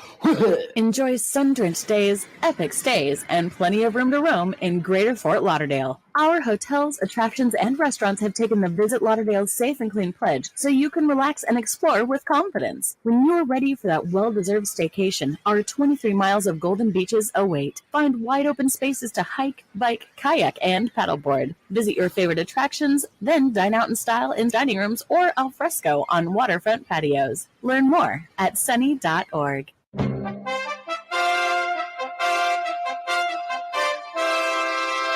Don't miss a moment of heart-stopping NFL coverage on Armchair Quarterback Radio. Riggins. He's going to go all the way unless Blackwood can catch him, and he can't. 3rd and 3. We'll see a pickup sometime on the right side, possibly. Montana Looking, throwing in the end zone. Dwight Clark. Only 12 seconds left to play 3rd quarter. Here's Marcus Allen cutting back upfield, and Marcus Allen could be gone. 74 yards for Marcus Allen. The quiet man of this football team, Scott Norwood. He can fire the shot heard round the world now. Here we go with 8 seconds to play. High drama here in the Super Bowl. But in the air, it's got the distance.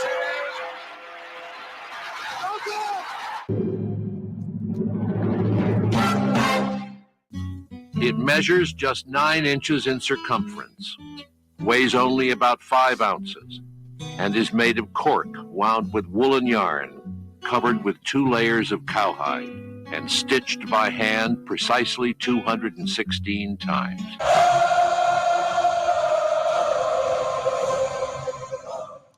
Welcome back to Braves Country Baseball. If you can see the comments, the Mets are, first of all, Buck Showalter just got tossed, but the Reds have now made it 7-1.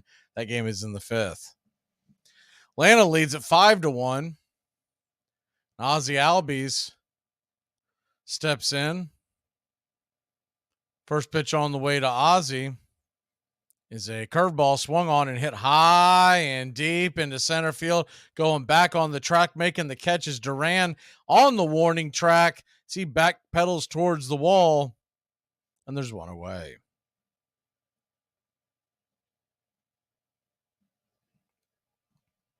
Cleveland leads Detroit 1-0. That game is already in the 8th inning as they got going early. I believe that was a 6:05 start.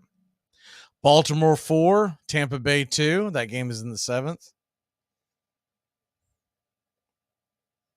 Marcell Ozuna comes to the plate, and the first pitch to Ozuna is out wide of the zone. It's 1-0. Pivetta at 62 pitches here in the 3rd inning. The 1-0. Pavetta kicks and deals, swing, and that ball's popped up high, but not very deep, playable into right field. Underneath it is Verdugo, and there's 2 away.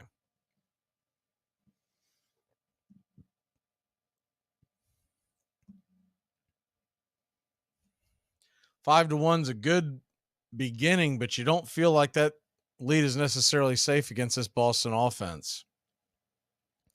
Michael Harris, the second, comes to the plate. He's 0 for 1 with a fly out in the first. First pitch on the way to Michael is high and out of the zone. Curveball, 1-0.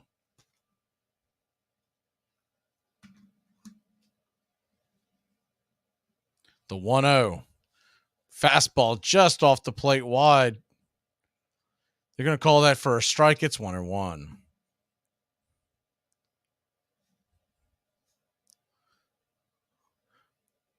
1-1. It's 1-2. The 1-2 from Pavetta. Fastball, swing and a miss, strike 3, and that'll end the inning. So the first 1-2-3 inning, Braves will go back there to the field, leading it 5-1. We're going inside them. We're going outside them. Inside them and outside them. And we're not going to pass. We're going to get them on a run. We're going to go, go, go, go. The Armchair Quarterbacks are covering America's pastime from spring training all the way to the Fall Classic. 5-2 Dodgers in the ninth. Got him. They've done it. Like the 1969 Mets. It's the impossible dream revisited. And Myers bringing it. And the pitch is hit in the air. Foul off first. Benzinger backing and calling. And the 1990 World Championship belongs to the Cincinnati Reds. The Twins are going to win the World Series. The Twins have won it. It's a base hit. It's a 1-0 inning victory. Left field, way back. Blue Jays win it. The Blue Jays are World Series champions.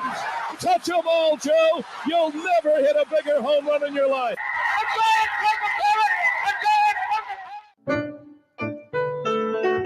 Hey, Braves Country. Braves Country HD is bringing you Braves Country Baseball. Braves Country comes to you every Tuesday night and Friday night, and 2 bonus games every week. Hi, I'm Mac Magee, and we'll be bringing you play-by-play, pitch-by-pitch of your Atlanta Braves. It's free to listen. Please like and subscribe. YouTube.com/@Braves Country. Braves Country Baseball for the fans, by the fans. Hey, can I tell you one thing? That's 3 holding penalties on one football team and a quarter and a half. That ain't funny.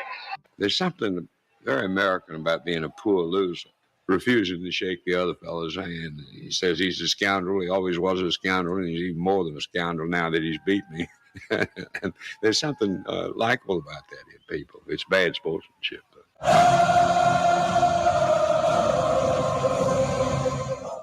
Welcome back to Braves Country Baseball. Atlanta Braves lead at 5-1 over the Boston Red Sox. Charlie Morton will go back to work. Morton with 4 strikeouts, 1 walk, and 1 earned. First pitch on the way from Charlie is a curveball, misses off the plate wide. It's 1-0.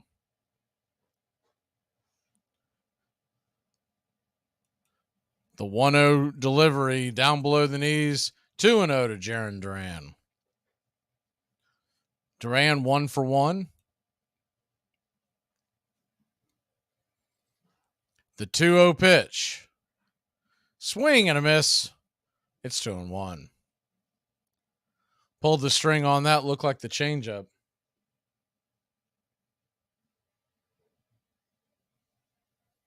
So a 2-1 count to the left-handed center fielder for the Boston Red Sox. Here's the wind up to throw. Fastball high and out of the zone, 3-1.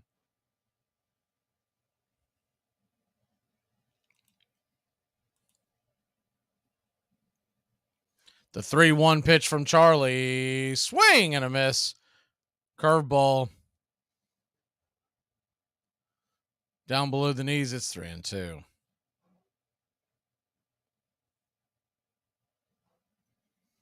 Time taken by Duran.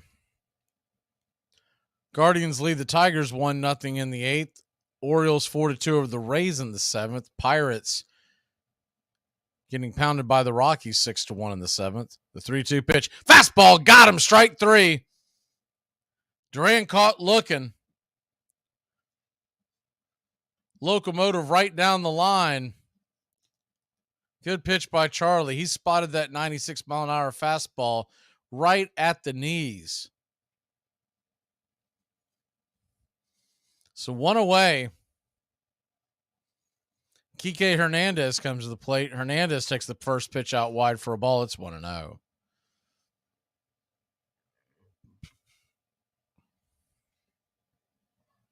Reds lead the Mets 7-2 in the 6th. The 1-0 pitch.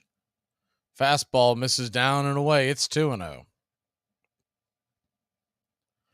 Phillies 3-2 over the Blue Jays in the 6th inning. Yankees 5-2 over the A's in the 4th.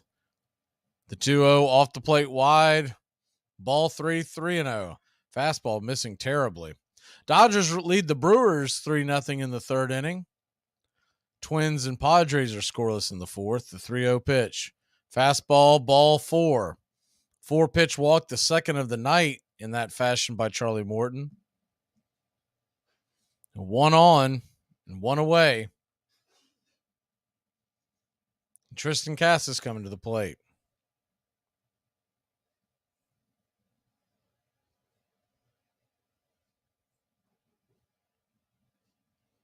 Cardinals lead the Cubs 2-1 in the 3rd. First pitch on the way from Morton is a curveball called for a strike on the outer edge. It's 0-1.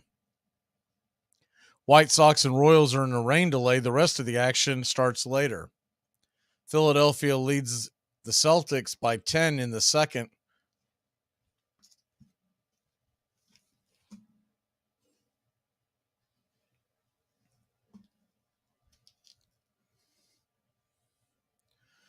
The 0-1.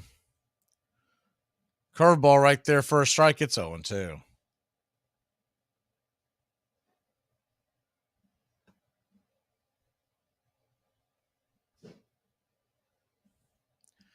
Timeout called. Casas needing a second to regather himself. So an 0-2 count.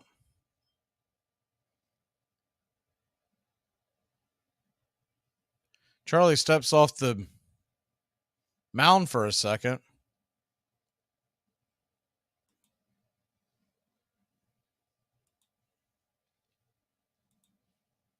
The 0-2 pitch. Kicks and deals. Curveball in the dirt. It's 1-2.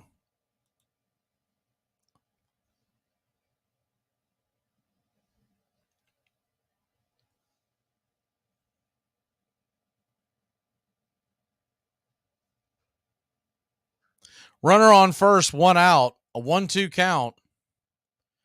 Righty-lefty matchup. Here's the pitch, swinging balls hard on the ground to Morton. To Olsen. Olsen's got it. Olsen fires it over to second. Arcia's got it. Fires it back to Olsen at first. So it's going to be a 1-6-1 double play to end the inning. We'll be back in a flash here on Braves Country. Now, if you want to crown them, but they are who we thought they were, and we let them off the hook. ACC football covered like no other here on the Armchair Quarterback. Against the blitz. Touchdown, Florida State. Preston scores the touchdown. And now it's Bowden's decision. And he sends Mowry onto the field right away. Danny Cannell is the holder. Mowry ties it. This game is over. A 31-31 tie. A 31-31 tie. A deep throw by Lawrence. A lot of contact. Justin Ross broke free from it. He's down in the end zone. Touchdown, Clemson. Justin Ross, a freshman wide receiver, big, rangy. If you're a fan of the ACC, pull up an armchair. You're home. To protect her home and family in a disaster, Karen was willing to wade through water, mud, and insurance paperwork. Yeah, I can do this. You go, Karen! By simply understanding and updating what her insurance covers and doesn't cover now, she'll be better prepared no matter when disaster strikes. Learn other simple ways to protect your home and family before a natural disaster at ready.gov. That's ready.gov. A message from FEMA and the Ad Council. Baseball was mighty glamorous and exciting to me, but there's no use in blinking at the fact that at that time, the game was thought by solid, respectable people to be only 1 degree above grand larceny, arson, and mayhem. And those who engaged in it were beneath the notice of decent society. Connie Mack.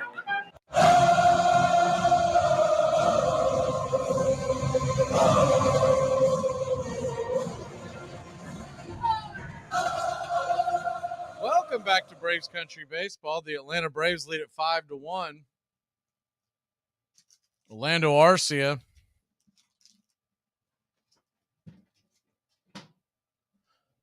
coming to the plate. Pivetta is going to go back out there for another inning of work after a quick 3-up, 3-down. Just 67 pitches in. The first pitch on the way is a fastball right there for a strike. It's on 1.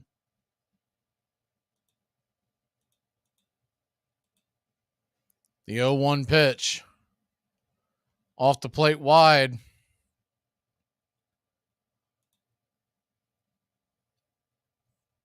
1-1. Arcia 1-for-1 with the single. The 1-1. High and inside. Close shave. Bends him out of the way. It's 2-1.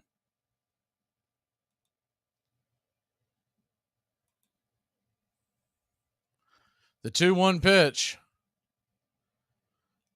Swing and a miss. Fastball out of the zone inside. It's 2-2.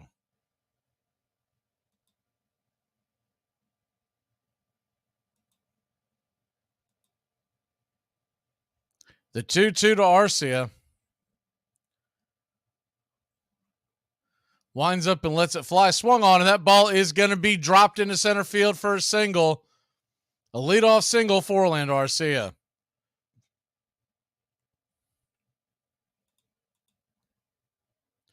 Good piece of hitting.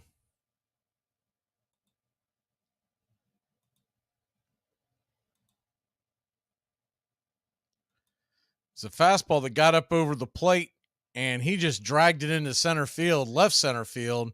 Good play by Duran to keep Arcia right there. So that'll bring up Ronald Acuna Jr. Acuna takes a hack at the first pitch. That ball's going to get down where the green grass grows. Here comes Acuna flying around. He's airborne. A head-first slide, and your Atlanta Braves have runners on first, on second, and third. Nobody out. What a hustle play by Acuna. He roasted that into the gap. Arcia easily went first to third, and the ball was juggled a little bit by the center fielder, Duran. Went off his glove just a tad, not by much, just enough to give Acuna the ability to get underneath the tag. He was flying head first. So runners on second and third, nobody out. Matt Olson comes to the plate. The first pitch to Olson is a curveball off the plate wide. They're going to call that a strike. It's 0-1.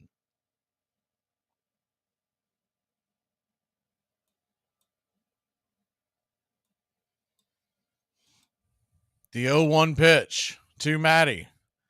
High and off the plate. It's 1-1.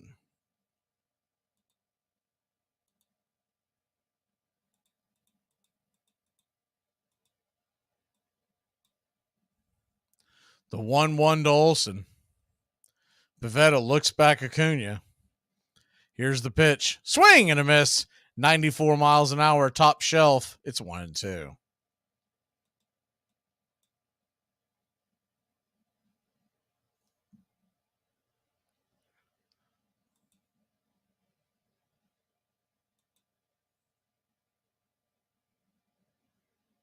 The 1-2 down below the knees. It's 2-2.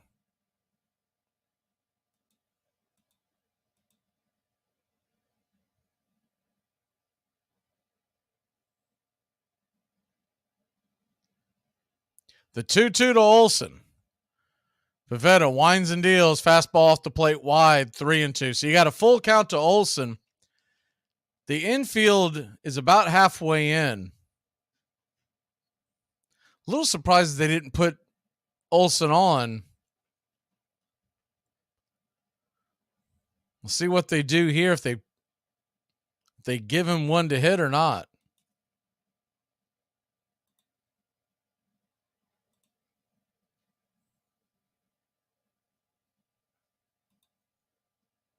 The 3-2 on the way. Curveball inside, ball 4.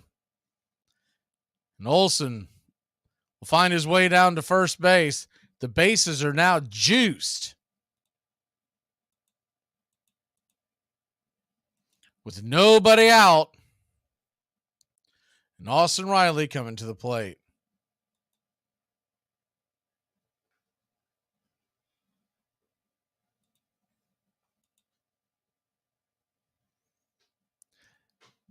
So the Red Sox are now playing the infield back in double play depth, willing to give up a run.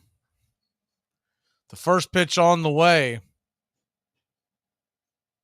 is a curveball in the dirt, gets away from the catcher, but not quite far enough away for Arcia to score. It's 1-0.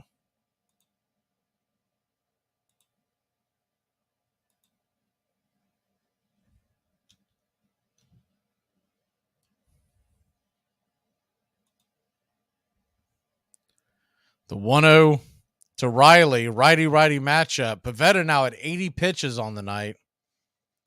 Here's the windup to pitch. Swing and a miss, 93 miles an hour. That's one of those ones when Riley's hitting, he jacks that out of the building. Just off it, it's 1-1. The 1-1 pitch to Riley. Swung on, and that ball is hammered right to the third baseman, Rafael Devers. A line out, and there's one away.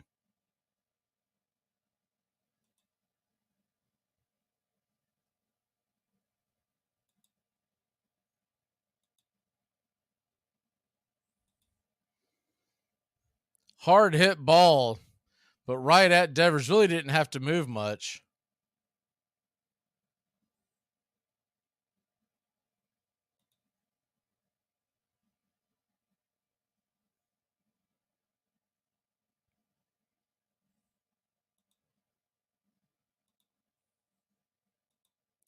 So that'll bring up Sean Murphy. Bases loaded, 1 out, and the first pitch is swung on and fouled back out of play. 95 miles an hour, top shelf. It's 0-1.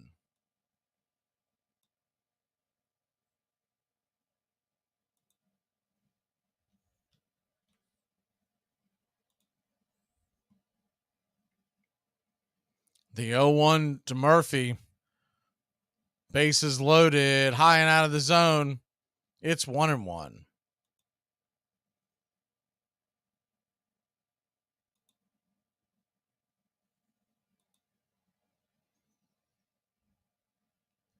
The 1-1 pitch. Pivetta looks in. Takes his time, kicks and deals, swing, and fouls it back out of play. 95 miles an hour. Just out of reach. We'll do it again. It's 1-2.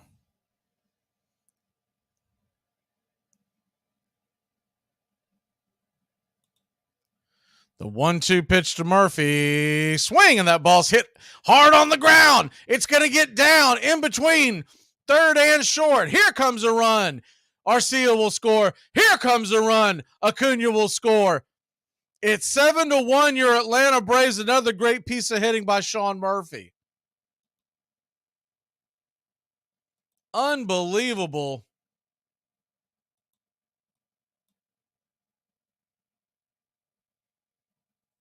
Sean Murphy comes through again. I mean, time after time after time. Murphy coming through in the clutch.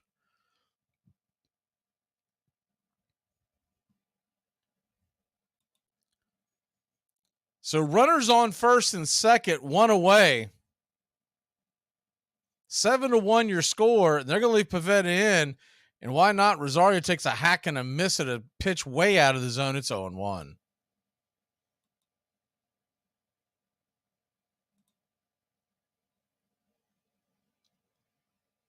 The 0-1 pitch. Swung on and hit high, but not very deep into left field. Camping underneath it is Yoshida. He'll make the catch. And it's out number 2. Though everyone else is feasted, Rosario just does not look very comfortable against Pavetta tonight.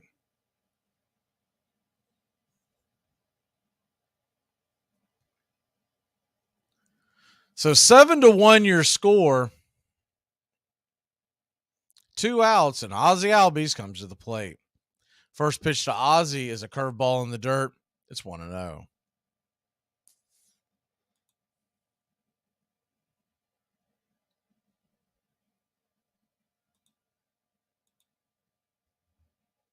The 1-0 pitch. Swing, and that ball's hammered over towards first base. On it is Tristan Cassis. He'll step on the bag, and that'll end the inning. But up before the Braves put 2 more on the board. It's 7-1. Your Atlanta Braves. We head to the 5th. We can't Ruby Dern your frazzle dazzle. Cars from all over America come to find a new home in Florida, just like you. I moved here after the draft. Football. I noticed there was one thing missing from this great town: a celebrity-endorsed used car shop. That's why I founded BJ's Used Autos. Every one of these beauties is freshly painted. They look brand new. We have new models coming in every morning, usually around 2 a.m. We can get you anything. And if you see a car that dreams, tell us. We can acquire it for you. I've taken the skills I've learned as a pro football player to the used car business. Smash, grab, and run like hell. I'm tackling low prices with hot cars. 2 teams dominated the 90s, the Boston Bean Eaters and the Baltimore Orioles. Boston, led by Billy Hamilton and Hugh Duffy, pioneered what would be called the inside game. But the Orioles perfected it. Sacrifice bunts, squeeze plays, double steals. They fought and struggled for every run. In an era of dirty baseball, the Orioles delighted in being the dirtiest. The Orioles were one of the greatest teams ever assembled. Dan Bruthers, the broad-shouldered first baseman, was the greatest power hitter of the 1880s, bettering 314 seasons. Wee Willie Keeler in right field was the game's preeminent place hitter. Asked for the secret of his success, he answered, "Keep your eye clear and hit them where they ain't." He once managed at least 1 hit in 44 consecutive games. The shortstop was Huey Jennings, known for his distinctive yell as "E-yow." In 1896, he hit .401, stole 70 bases, and set a record in his specialty. He managed to get hit by pitched balls 49 times. Between seasons, he practiced long.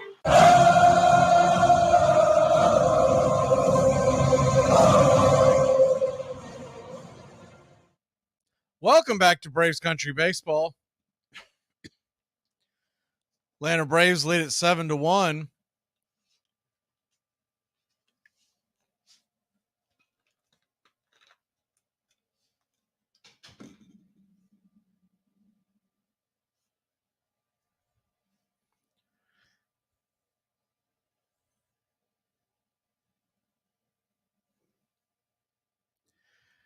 Charlie Morton will go back to work.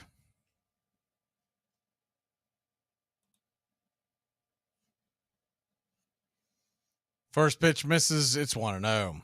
The 1-0 pitch kicks and fires right there for a strike on the inner cut. It's 1-1. Valdez 1 for 1 on the day.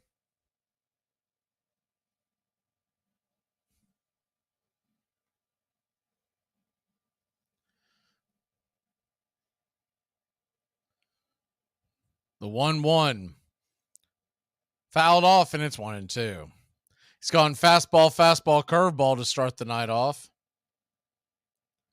The 1-2 pitch. Swing, and just got a piece of it. Stay alive. We'll do it again at 1-2.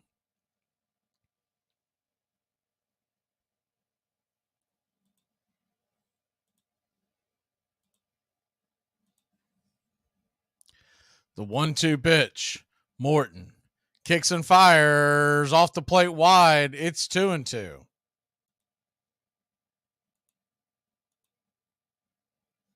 So a 2-2 count. Morton winds and deals. Curveball misses. Valdez stays off of it. Full count now to Valdez. Morton lets it go. Swing and a miss, strike 3. Took something off that looked like the cutter. 88 miles an hour just down the heart of the plate. And there's one away.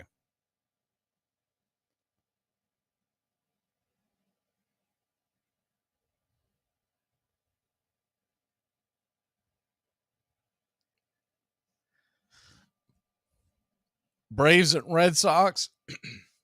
Excuse me. Braves and Red Sox back at it again tomorrow.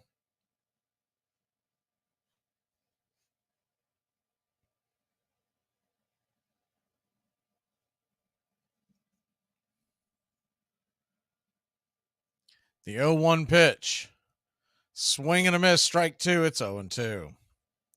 Verdugo, 1 for 2 on the day.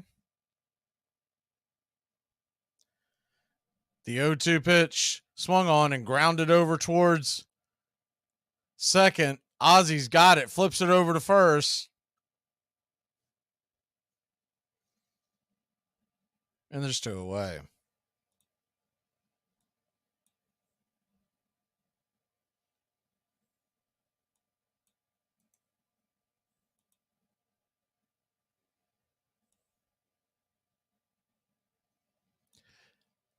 So 2 outs, and Verdugo comes to the plate. 1 for 2.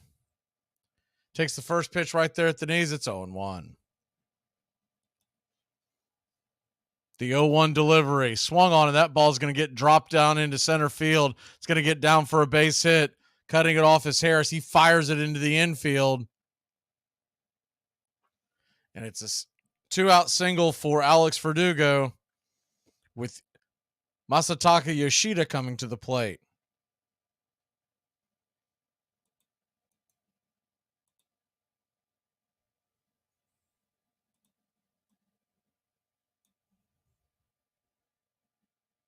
Yoshida takes the first pitch right there, curveball on the outer edge. Good pitch by Charlie.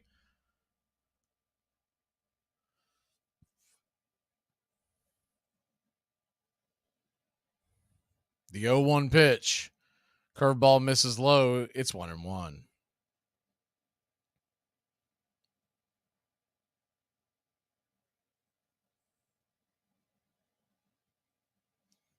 The 1-1 swing and fouls it back.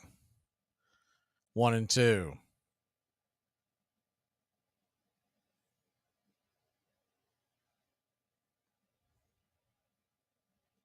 So a 1-2 count to Yoshida. Here's the windup. The pitch swung on and grounded right to third base. Riley's got it. Fires it over to first. And it's a 5-3 putout to end the inning. Braves will grab the bats. Ozuna, Harris, and Arcia coming to the plate. Well, I have a date too. Who is it? What's his name? His name is not important. What's important is he's better than you in every conceivable way.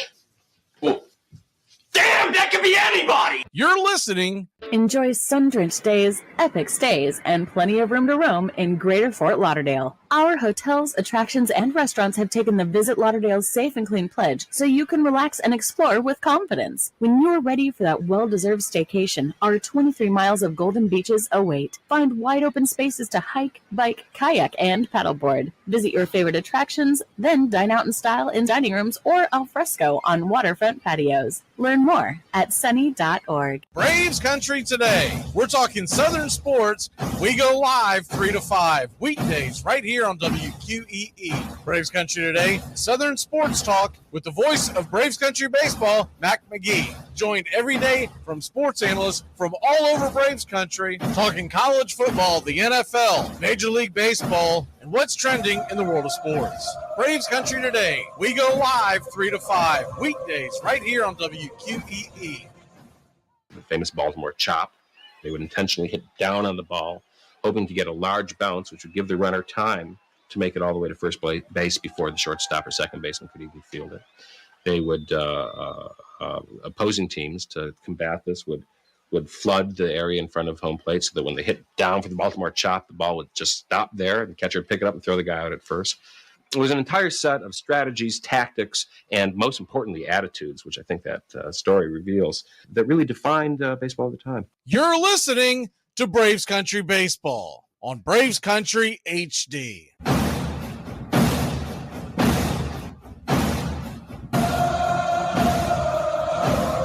Welcome back to Braves Country Baseball. The Reds now lead the Mets just 7-4. That game is heading to the bottom of the seventh.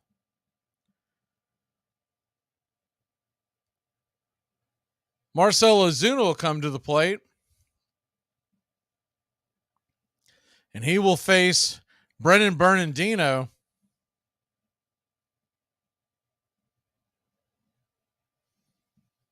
The first pitch on the way is a 91-mile-an-hour fastball right there, about knee high, and it's 0-1.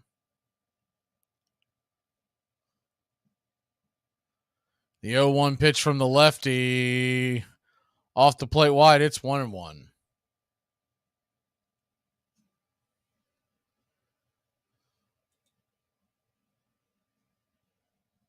The 1-1 swing and a miss. 1-2.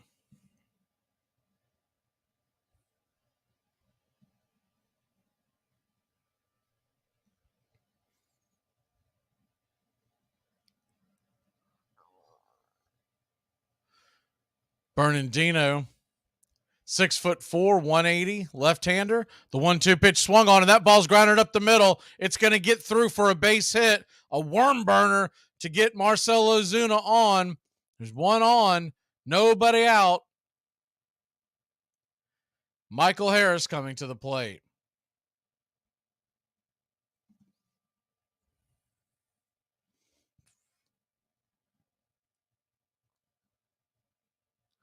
Good piece of hitting by Ozuna. They had him playing to pull. The shortstop was cheating much farther over towards the third base bag. He hit it closer to up the middle. No time for Short to make the play. First pitch on the way to Harris is a fastball right there at the knees. Called for a strike. It's 0-1. Lefty-lefty matchup. Bernardino kicks and fires a 92-mile-an-hour sinker on the outer edge. It's 0-2. Bernardino, 6'4", 31-year-old, originally drafted by the Reds in 2014. The 0-2 hits Harris, curveball on the back of the leg. If you're going to get hit by a pitch, that's the one to get hit by. Runners on first and second, and nobody out. Orlando Arcia coming to the plate. Hit his left calf.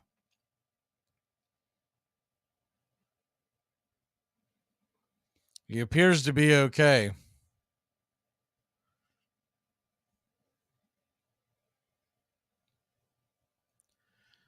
So lefty-righty matchup in the first pitch to Arcia is a tad off the plate, but called for a wide strike. It's 0-1. Bernardino went to Cal State, originally from Valencia, California. The 0-1 pitch inside. Arcia has to dance out of the way. It's 1-1.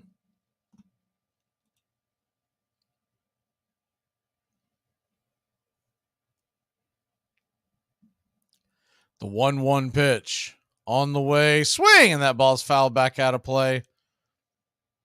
Do it again at 1-2.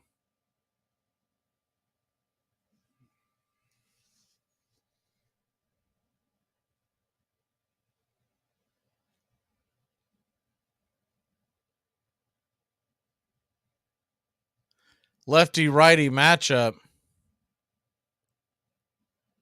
1-2 pitch to Arcia. The windup, swing, and that ball's fouled out of play. Fastball right down the heart of the plate. It's 1-2.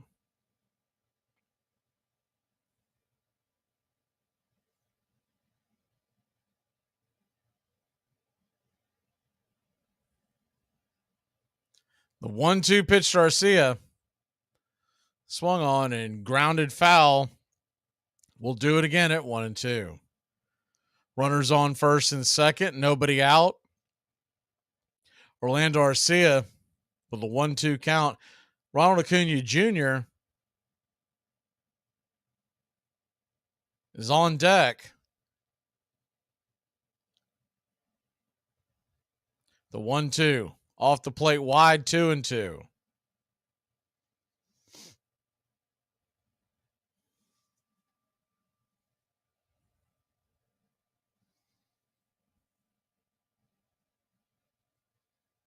The 2-2 from Bernardino. He winds up and lets it fly. Ball is swung on. That ball is rifled down the left field line. It's going to rattle around. Ozuna's going to score. Here comes Acuna. He's on his horse. And I think they're going to call that a ground rule double. Have to see the replay. The ball disappeared in the corner. I don't know. I think a fan reached out like a thumb and grabbed the ball.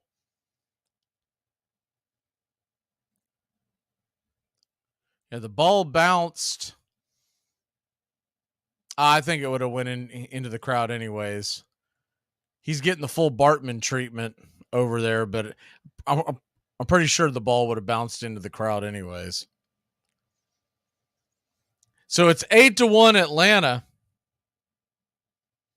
There's a very short fence over there, and that's where the ball was heading, about to go airborne. So 8-1 Atlanta, runners on second and third, nobody out.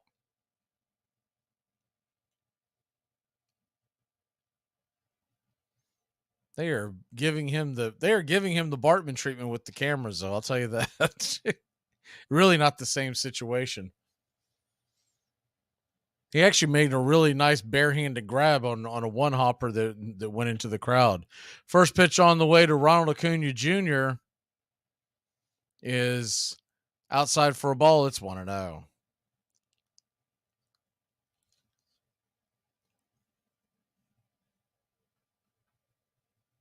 The 1-0 pitch inside almost gets Ronnie.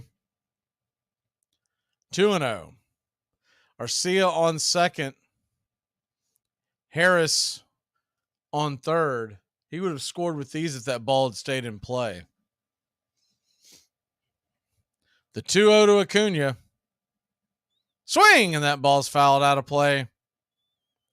90-mile-an-hour sinker at the knees. We'll do it again at 2-1. Still nobody out. The 2-1 to Acuna in the dirt. Skips away from the catcher a little bit, but pretty good block by McGuire.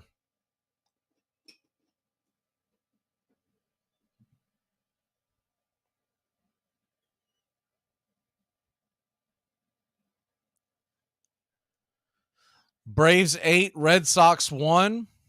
Bottom of the fifth inning. The 3-1 to Acuna.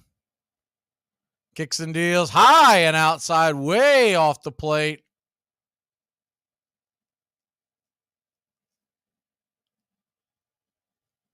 And the bases are loaded.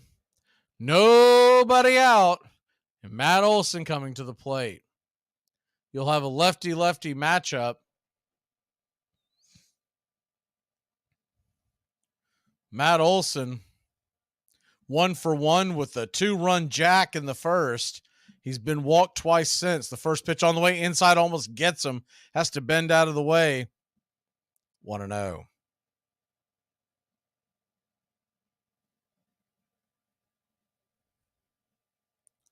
The 1-0 pitch. On the way right there for a strike. 90 miles an hour, about knee high. 1-1.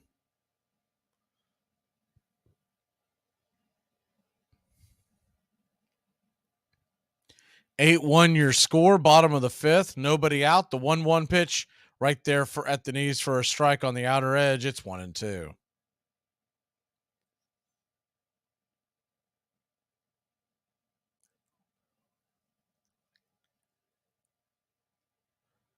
The 1-2 pitch. Lefty-lefty matchup. Swing and a miss, strike 3, and Olsen's down on strikes. There's one away.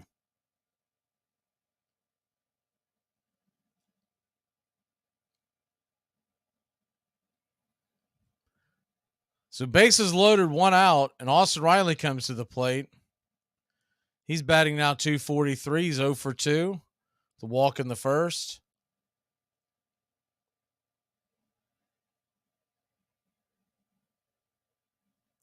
The first pitch on the way is inside. Sinker misses down below the knees. It's 1-0.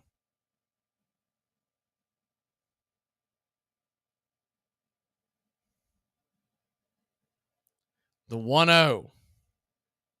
On the way down below the knees. It's 2-0.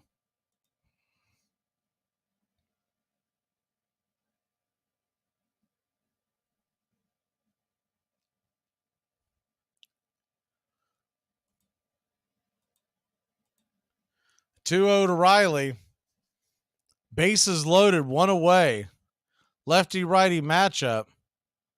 Bernardino lets it fly. Swing, and that ball's hit into right field. It's going to get down. Oh, a great sliding catch by Verdugo. And it was shallow enough that he popped up quickly. Keeps the runner at bay over at third.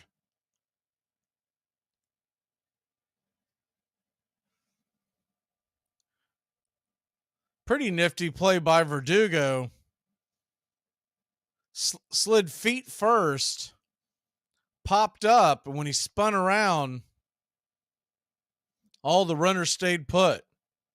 You thought that might at least get a run home from third, but no such luck. So 8-1 your score. Sean Murphy comes to the plate now. He's 2 for 2 with a hit by pitch. The first pitch on the way is a swing and a miss strike. Fastball on the outer edge. It's 0-1. Braves lead it 8-1. One in the gap here could really blow this open. The 0-1. Swing and fouls it out of play. It's 0-2.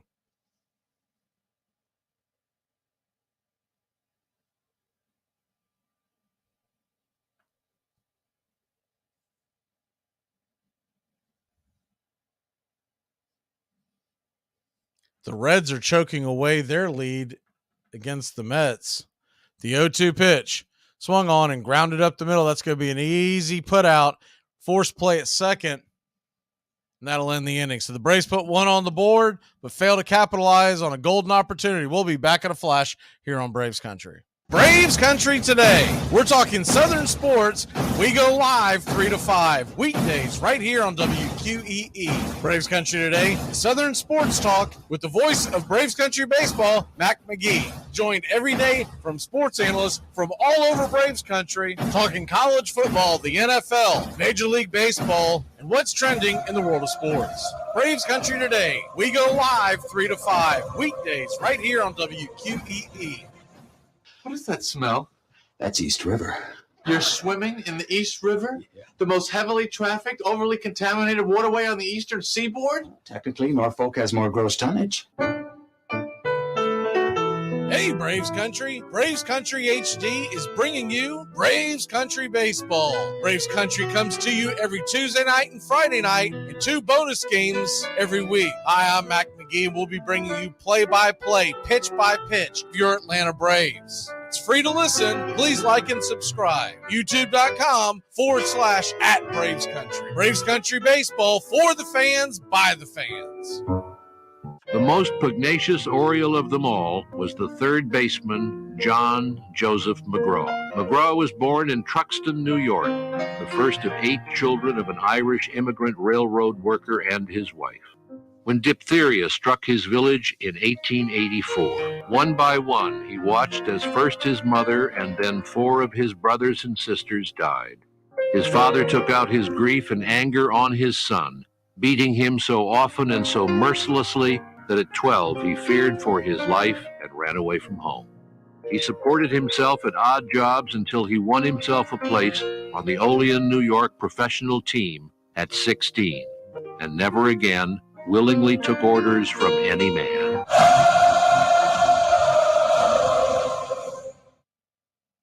Welcome back to Braves Country Baseball. The Atlanta Braves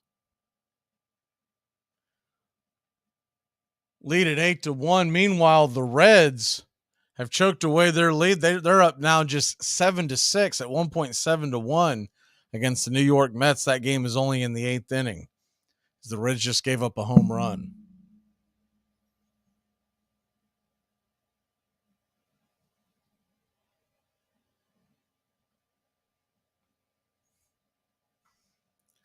The 0-1 pitch from Charlie on the way off the plate wide. It's 1-1.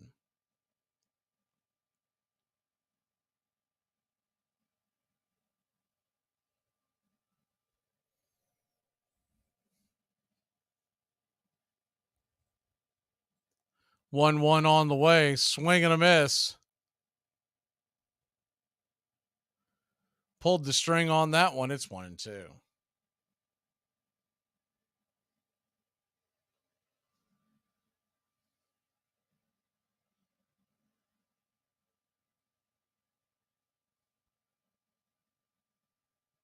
The 1-2 pitch off the plate wide. It's 2-2.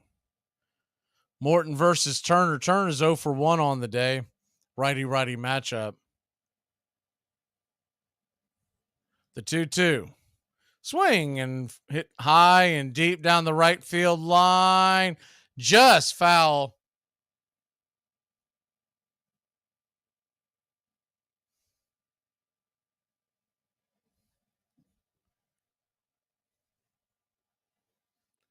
So a 2-2 count.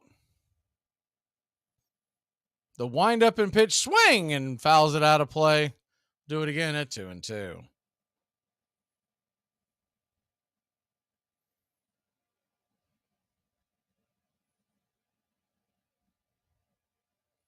Eight to 1 your score. Atlanta all over Zach Eflin today. The 2-2 pitch swung on and hit high and deep into right field. Going back off the wall. That's gone. Acuna was playing it like it might be coming off the wall, but it creeped over the wall, and it's a solo shot. It's 8-2 Atlanta.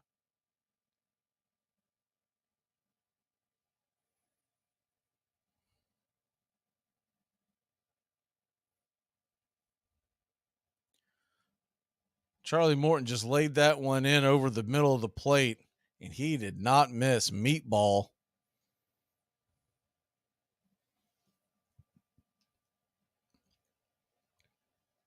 So 8-2 to your score, and the first pitch on the way to Devers is called for a strike right there at the knees. It's 0-1. The 0-1 from Morton. Curveball off the plate wide. 1-1.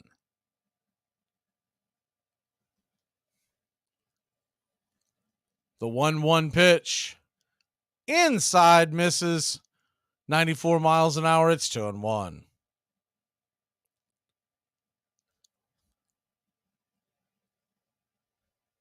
The 2-1 delivery from Charlie swung on and banged foul over towards first, just wide of the first base bag, right at Olsen. Would have been an easy out, but instead it's 2-2.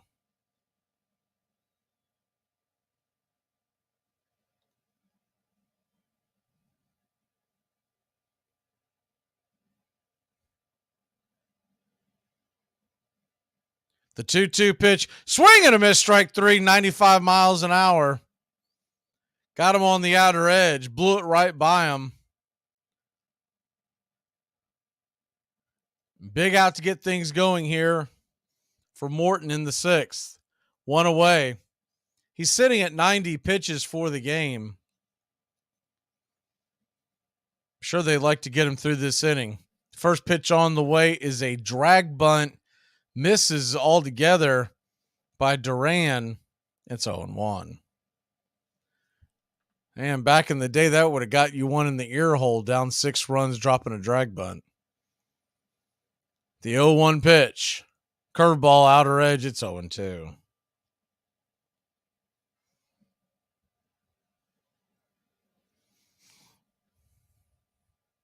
Not a good night for Boston sports as the 0-2 pitch swung on and grounded over towards first. Olsen will step on the bag. There's 2 away. Celtics are getting blown out in their own building, down 16 to Philly in the third quarter.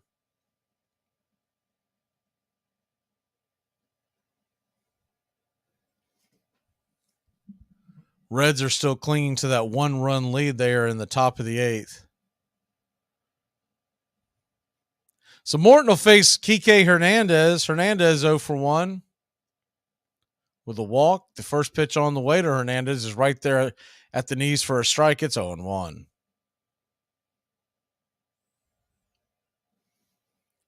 Kike batting .234, 3 home runs. The 0-1 pitch in the dirt. It's 1-1. Sinker changeup to start the at-bat.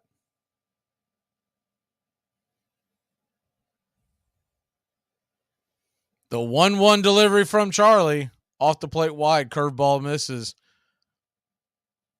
2-1.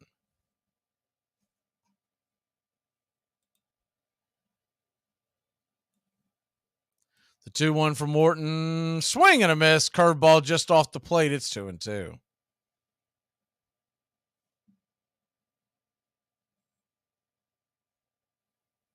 Braves 8, Boston 2. Top of the 6th inning.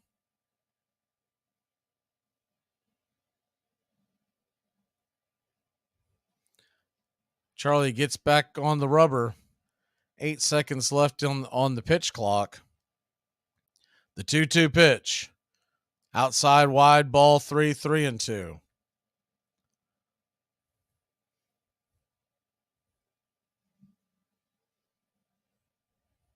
The 3-2 from Morton. Swing, and that ball's grounded over towards short. Arcia's got it. Fires it over to first.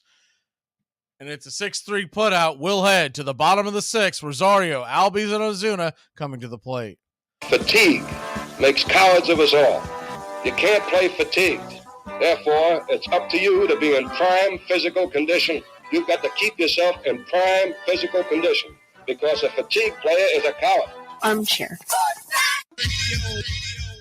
Tom has been a teacher for over 40 years. One day, I think one of the students had asked the question and he didn't remember the answer. I also noticed that he was letting his class out earlier than they were supposed to let out. I was really starting to worry. Levi and I talked about how it would change our lives, but he was there beside me.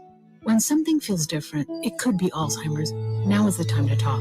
Visit alz.org/ourstories to learn more. A message from the Alzheimer's Association and the Ad Council. It all starts with just one thing. When recycling, rinse out jars and cans, and avoid recycling wax paper or paper soiled with food. This will reduce recycling contamination. Find tips and more at onethingus.com. What's your one thing?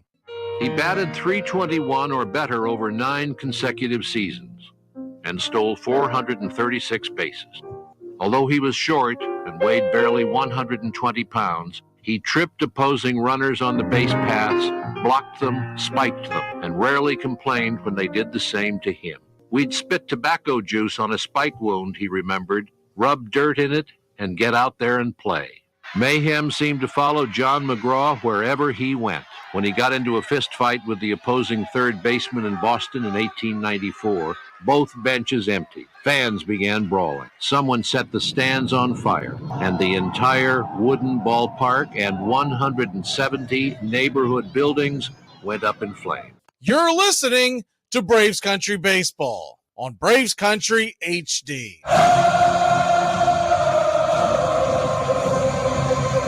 Welcome back to Braves Country Baseball. About time to turn back time here in the bottom of the 6th here in Braves Country as the Braves are about to grab the bats. On this date in 1871, Esteban Enrique Balan becomes the first Hispanic player to appear in the major leagues.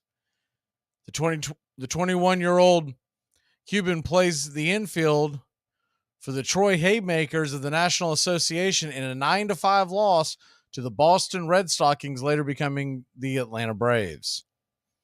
First pitch on the way to Rosario is a swing and a miss strike. It's 0-1.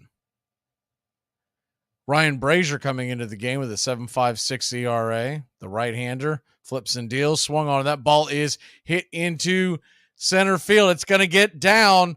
That'll be a leadoff single for Eddie Rosario. Much needed hit for Eddie.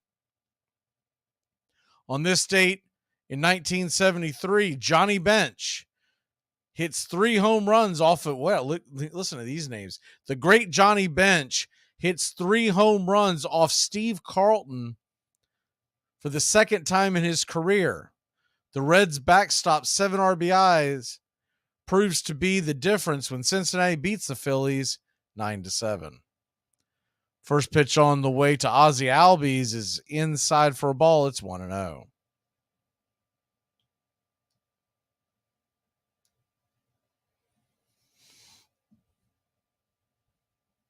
One on, nobody out. The 1-0 pitch to Ozzie.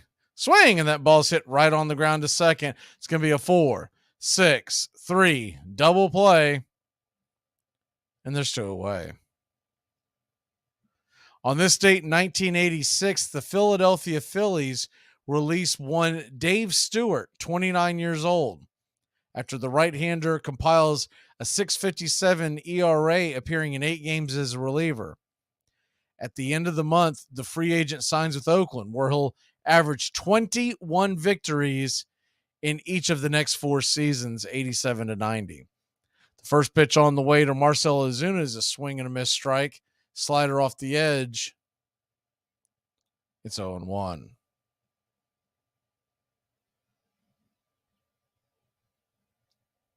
The 0-1. High and inside, called for a strike. It's 0-2. On this date in 1987, Eddie Murray becomes the first major leaguer to hit home runs from both sides of the plate in consecutive games, where he connects off of Bob James in the 6th against the Orioles. In the Orioles' 9-6 victory over Chicago at Comiskey. The 0-2 pitch swung on and sliced foul down the line towards the first base dugout. It's 0-2. In the contest the day before, Eddie Murray homered off of southpaw Ray Searage and righty Jose De Leon. That was in 87. The 0-2 pitch, swing and a miss, strike 3, and it's 3 up, 3 down. We'll head to the top of the 7th. Braves lead it 8-2. I'm a gigolo. How much do you think I could charge at night? Here or in Japan? Forget Japan. How much would you pay? Oh, I don't know. $1? I think I'm worth at least $300. Oh, I don't think so. For all night. I know. You're a gigolo. Yeah, well, you hired me. I'm the victim here. Did I force you into this life? Yes. You and every woman like you. Geico knows there are many reasons why you ride. From the exciting adventure of the daily commute to the peace of mind that Geico always has your back with 24/7 access to claim service and legendary customer service. But Pamela Mund had one reason in particular. My skin is extremely averse to most fabrics, except for the soft, buttery feeling of leather. Thankfully, I found my clan of leather lovers in the biking community. It's been life-changing. Geico Motorcycle. 15 minutes could save you 15% or more. Braves country today. We're talking Southern sports. We go live 3 to 5 weekdays right here on WQEE. Braves country today, Southern sports talk with the voice of Braves country baseball, Mac Magee. Joined every day from sports analysts from all over Braves country, talking college football, the NFL, Major League Baseball, and what's trending in the world of sports. Braves country today. We go live 3 to 5 weekdays right here on WQEE. Laborers leave the shade and quiet of a shop for the sun and fury of a ball ground. They stand and they exercise for hours. They attest that they mean to be men and not machines. Athletic games carry men back to their days of childhood.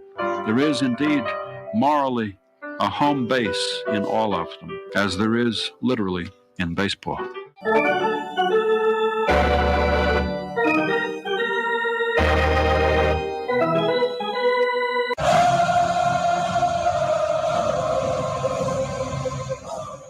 Welcome back to Braves Country Baseball. Kirby Yates comes into the game. 11 2/3 innings, 3.09 ERA, 10 walks, 15 strikeouts.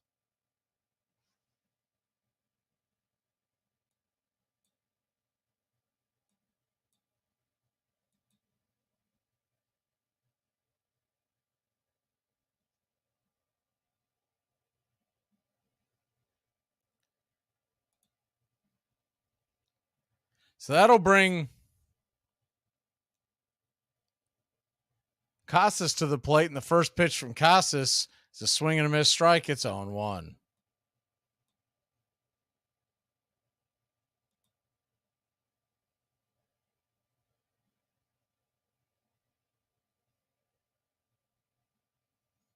The 0-1 pitch. Down below the knees.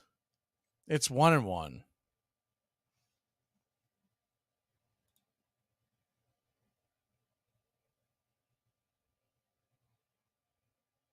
The 1-1 on the way from Yates.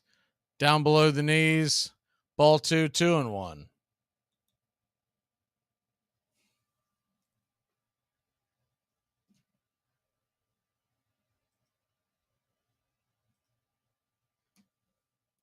The 2-1.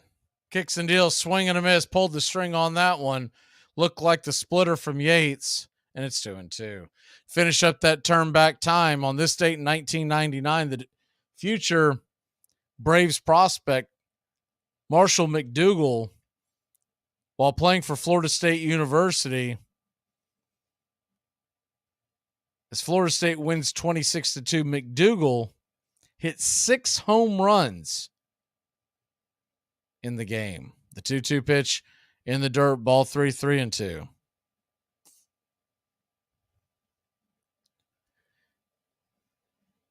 He finishes the contest 7 for 7 with 6 home runs,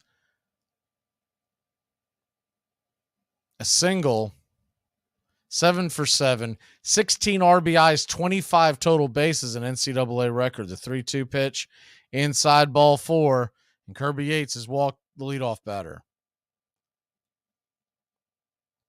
All those mentioned, the homers, RBIs, and total bases, all NCAA records. He would go on to eventually play 18 games in the majors with the Texas Rangers. And that's your turn back time for May 9th in baseball. So that'll bring Valdez to the plate. Valdez, 1 for 2, takes the first pitch for a strike at the top of the zone. It's 0-1.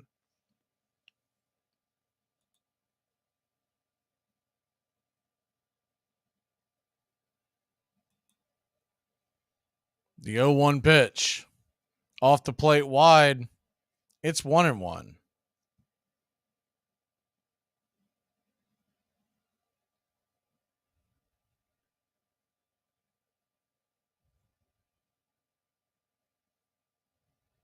One from Yates. He lets it fly. Swing and a miss.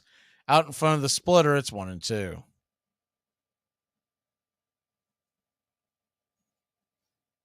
Reds clinging to that 7-6 lead in the bottom of the 8th inning. The 1-2 pitch from Yates. Winds and deals. Swing and a miss. Strike 3.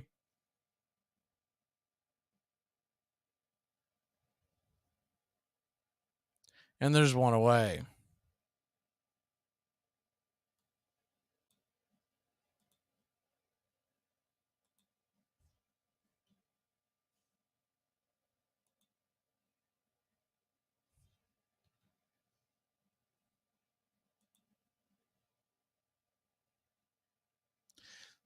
First pitch on the way to McGuire.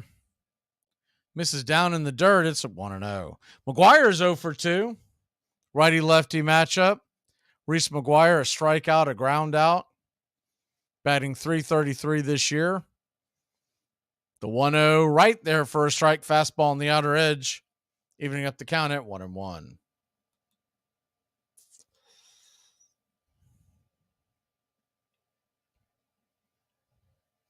The 1-1. Kirby lets it go just on the outer edge. Called for a strike. 1-2. Four-seam fastball just kissed the black.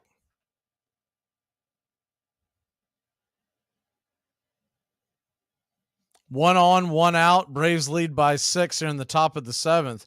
The 1-2 pitch from Yates. He swings and a miss. 93-mile-an-hour fastball, top of the zone. And there's 2 away. If the Braves could get Yates going, that would be a heck of a bolster to the bullpen. Braves still have not announced what they're going to do for tomorrow. If it'll be Dodd, which would line up perfectly because he did pitch last Thursday. His first pitch on the way from Dodd to Verdugo is right there for a strike. It's 0-1. Or a possible bullpen game and wait to use Dodd on Friday.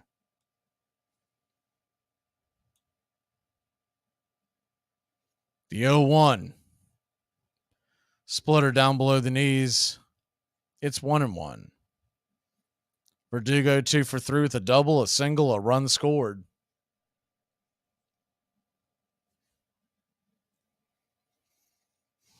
The 1-1 on the way, swung on and grounded over towards second. Ozzy's got it, flips it over to first, and a 4-3 put out will end the inning. Braves lead at 8-2. It's time to stretch here in the 7th inning.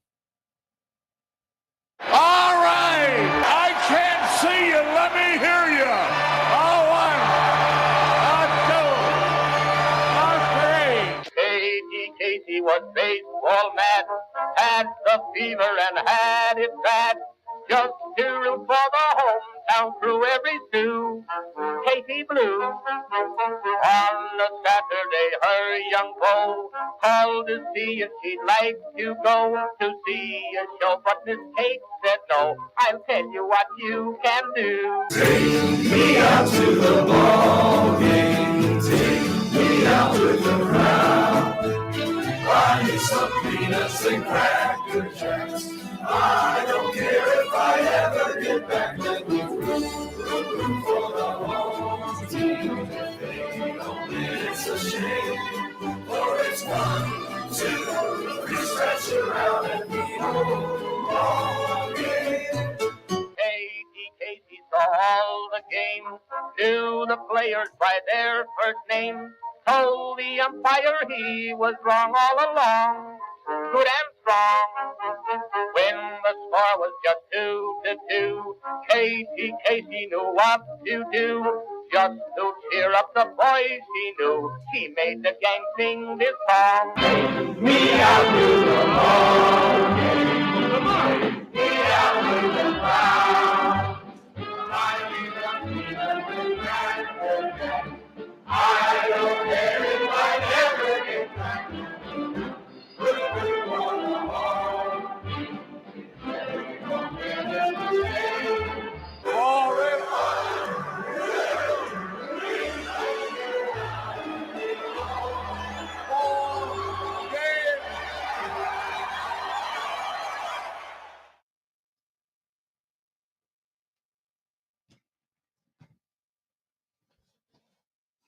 Welcome back to Braves Country Baseball. The Atlanta Braves lead it 8-2. We are going to the bottom of the 7th inning. Zach Littell's coming in for the Boston Red Sox. He's pitched 1 inning, an 18 ERA, so giving up 2 runs in his 1 inning of work. The right-hander flips the first pitch into Michael Harrison. He pops it up into the sky, and it's an easy out to start the 7th.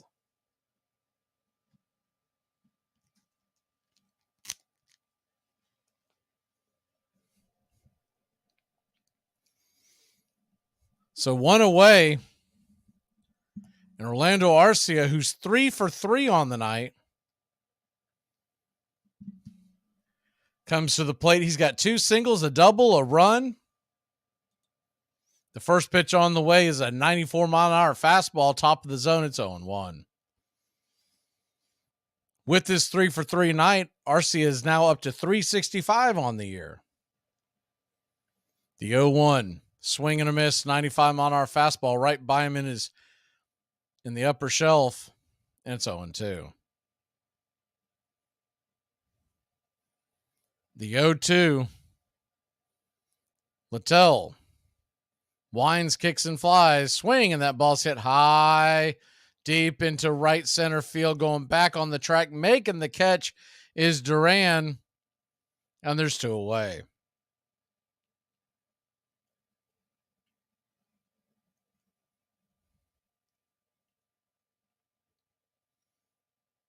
So Ronald Acuna Jr. comes to the plate. Acuna 2 for 3 on the night. Acuna has a double, a walk, 3 runs scored. First pitch to Acuna is down below the knees, called for a low strike. It's 0-1.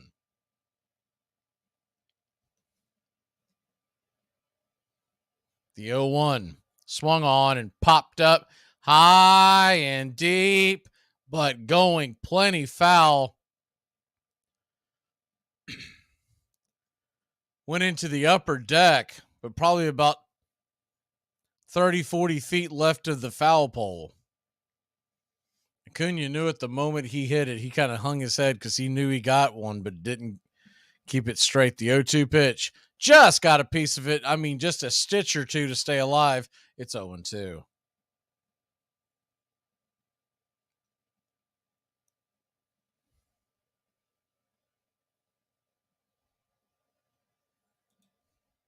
The 0-2 pitch on the way in the dirt.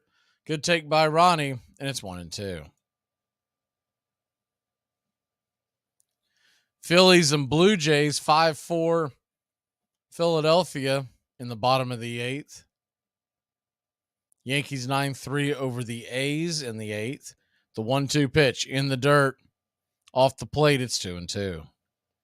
Dodgers all over the Brewers 6-0. That game is in the 7th. Padres up on the Twins 3-1 in the 7th. The 2-2 swing and just got a piece of that one again. It's 2-2. Cardinals lead the Cubs 4-3 in the 6th. The Orioles beat the Rays 4-2, while the Rockies beat the Pirates and the Guardians blank the Tigers. The 2-2 pitch on the way, swing and a miss, strike 3, and that'll end the inning. A 1-2-3 7th. We'll head to the top of the 8th, the heart of the Red Sox order coming to the plate. Cheeseburger, cheeseburger, cheeseburger, cheeseburger. It was a homeless woman, wasn't it? It was a homeless woman, yeah. He said that he had to give his kidnappers $500, so he gave her his credit card to go get him $500 and whatever, because none of it turns out that probably wasn't true. You know what this sounds like to me? It sounds like Allensby got all liquored up and paid a homeless woman $500 to roll around under the bridge with him.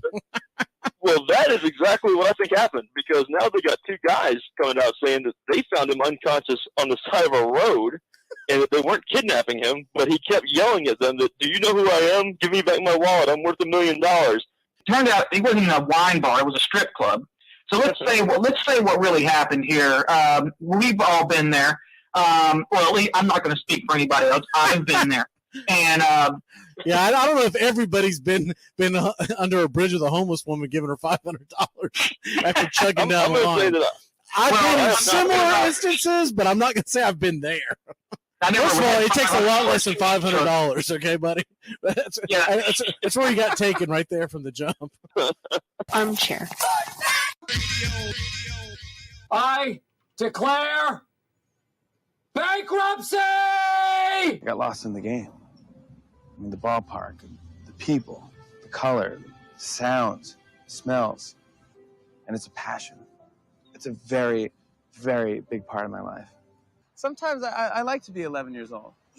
I like being part of something that's bigger than me. It's good for your soul to invest in something you can't control. You're a romantic.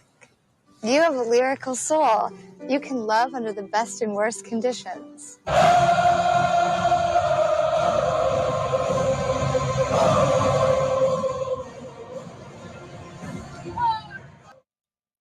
Welcome back to Braves Country Baseball. The Atlanta Braves lead at 8-2. We're heading to the 8th inning.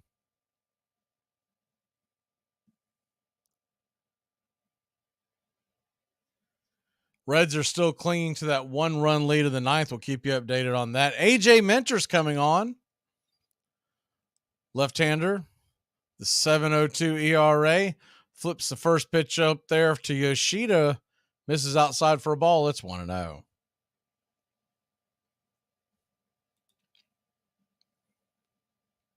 The 1-0 on the way. Right there for a strike. Top of the zone. Inner corner. And it's 1-1.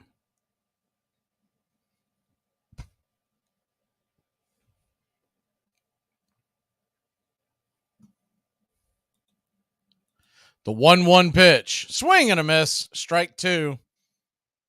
Cutter in the dirt. It's 1-2 on Yoshida.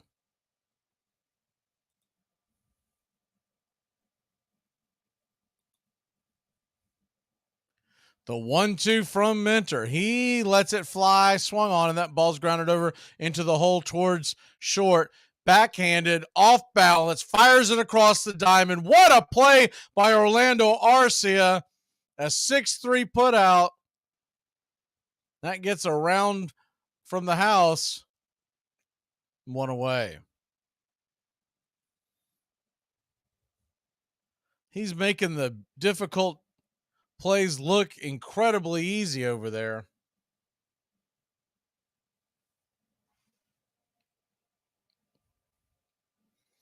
So that'll bring Turner to the plate, and Turner takes the first pitch for a strike at the top of the zone. It's 0-run.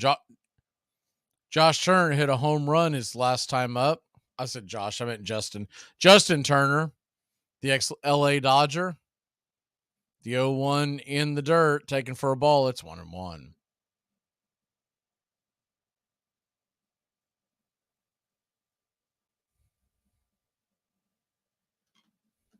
Minter looks into Murphy, gets the sign. Leans back, raises his red glove, lets it fly. Swing and a miss.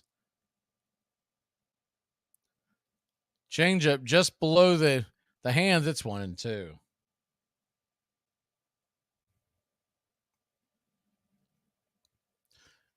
Mets have the top of their order up, but they do have 2 outs. The 1-2 pitch. Misses inside. It's 2-2.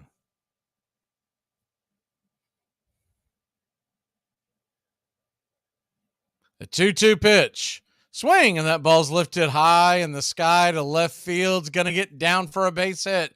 It's going to be extra bases. Justin Turner will pull into second base, and it's a 1-out double for the Boston Red Sox. And an update in Cincinnati. The Reds have beaten the New York Mets 7-6. They hold on, slamming the door shut. So if the score holds here, the Braves will gain another game in the NL East.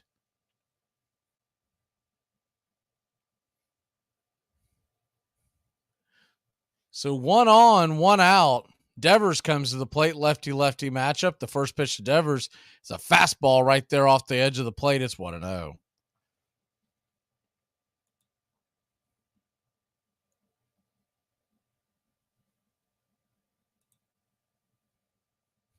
The 1-0 from Minter. Lets it fly. Swing and a miss, 95 miles an hour. On the outer edge, it's 1-1.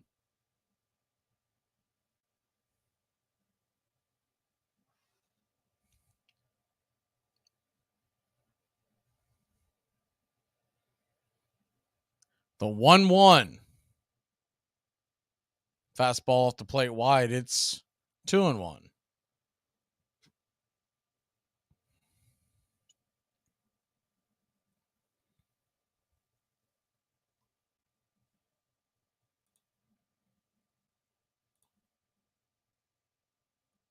The 2-1 pitch. Misses outside wide. It's 3-1.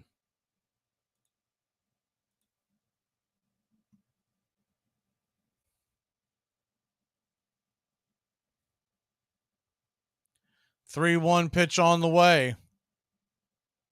Minter, swing and a miss. 95 miles an hour. On the inner part of the plate up top.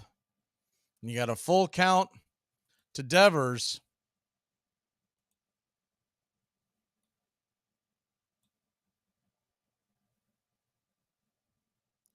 The 3-2. Here's the wind up the pitch.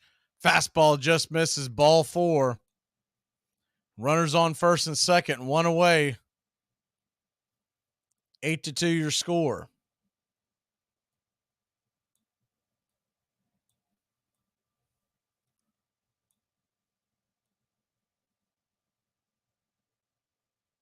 So 8-2 to the score, and Minter struggling again out of the pen. He'll face Duran. The first pitch on the way is swung on, and that ball's grounded up the middle. Here goes Ozzie, flips it to Arcia. Arcia fires it over to first, and it's a 4-6-3 inning double play. Get us out of the inning. We'll head to the bottom of the 8th. Olson, Riley, and Murphy coming to the plate. He only has 3 rings. ACC football covered like no other here. The blitz. Touchdown, Florida State. Rock Preston scores the touchdown. And now it's Bowden's decision. And he sends Mowry onto the field right away. Danny Cannell is the holder. Mowry ties it. This game is over. A 31-31 tie.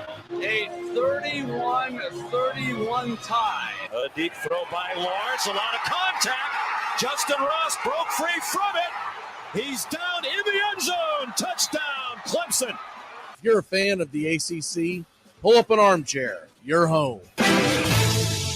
You'll do anything to stay healthy. So isn't it time to think about your water? Aquasana water filters remove contaminants other filters don't, like lead, bacteria, viruses, and pesticides. Up to 99%. We're back. They're going to call him safe. They went for a review. I thought Arcia got him, but they're going to call the runner safe. So you're going to have runners on the corners with 2 away.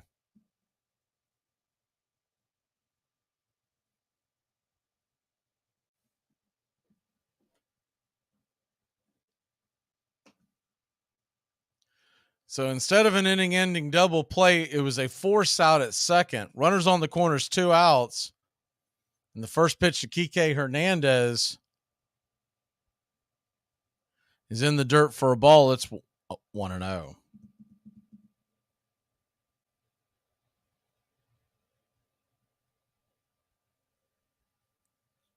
The 1-0 from Minter flips it in there for a strike right there at the knees. It's 1-1.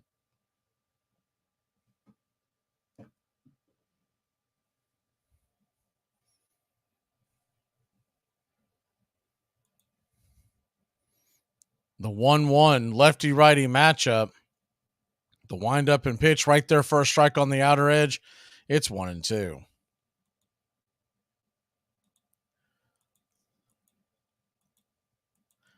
Hernandez wanted to argue with home plate umpire Corey Blazer, but it looked like a strike in the top corner. The 1-2 pitch off the plate wide. It's 2-2.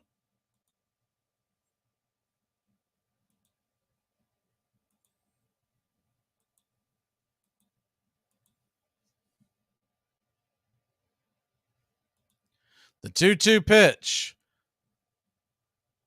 Minter steps off the rubber for a second. We'll start it again at 2-2.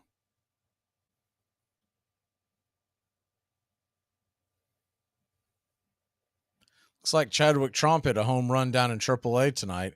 The 2-2 pitch. Swing and hit hard into left field. That's going to get down for a base hit. A run will score. It's 8-3 Atlanta here in the top of the 8th.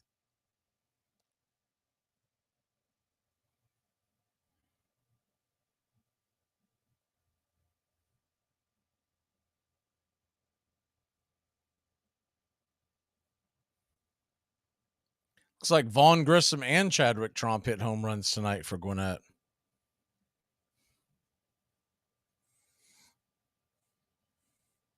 So Krantz is going to come out here and talk to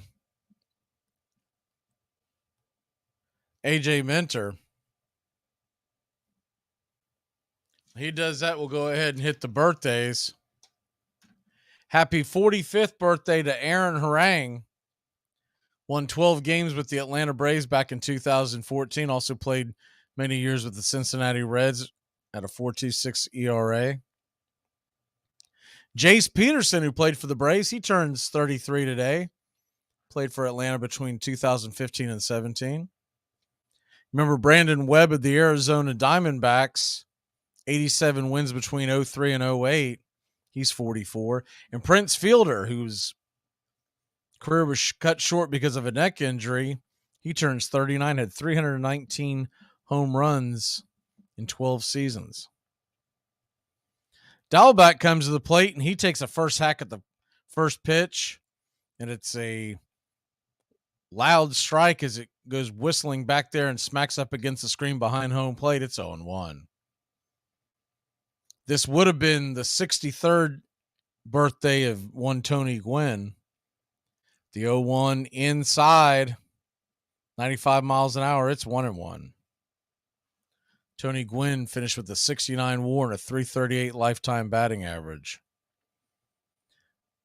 Steve Yzerman of the Detroit Red Wings is 58, and Billy Joel turns 74. The 1-1 swing and a miss, 96 mile an hour fastball pumped right by him at the top of the zone. It's 1-2. And that's your birthdays.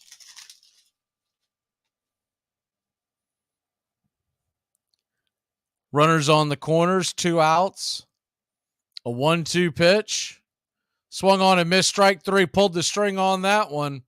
Changeup got him, and that'll end the inning. So now we'll head to break. Olsen, Riley, and Murphy will grab the bats. We'll be back in a flash here on Braves Country. It's not what he said, you ignorant wretch. Spanish is worse than your English. This portion of the show is being brought to you by Ed's Almost Good Beer. Remember, Ed's Almost Good Beer was brewed in God's country when God wasn't looking. What the hell's going on out here? Everybody grabbing out there. Nobody touching. Just grabbing, everybody. Grab. Nobody touching. I can't talk right now. Why don't you give me your home number and I'll call you later? Well, I'm sorry. We're not allowed to do that. Oh, I guess you don't want people calling you at home. No. Well, now you know how I feel. Armchair. Braves Country today. We're talking Southern sports. We go live 3 to 5 weekdays right here on WQEE. Braves Country today. Southern sports talk with the voice of Braves Country baseball, Mac Magee. Joined every day from sports analysts from all over Braves Country, talking college football, the NFL, Major League Baseball, and what's trending in the world of sports. Braves Country today. We go live 3 to 5 weekdays right here on WQEE. Harry Wright, a former center fielder for the Knickerbocker Baseball Club, believed there were big profits to be made in baseball. And in 1869, he assembled the very first professional team, Cincinnati Red Stockings. Only one of Wright's Red Stockings actually came from Cincinnati. Most were young New Yorkers, 19 or 20 years old. Wright drilled them in the fundamentals, insisted they be silent and businesslike on the field, and dressed them in knickers to boost their running speed. You're listening to Braves Country Baseball on Braves Country HD. Please like and subscribe today, youtube.com/@Braves Country.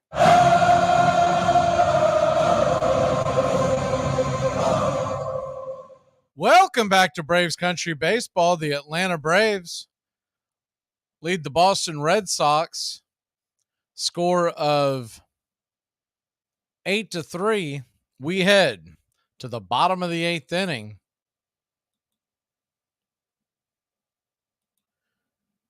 The first pitch on the way to Olsen is a dragger going.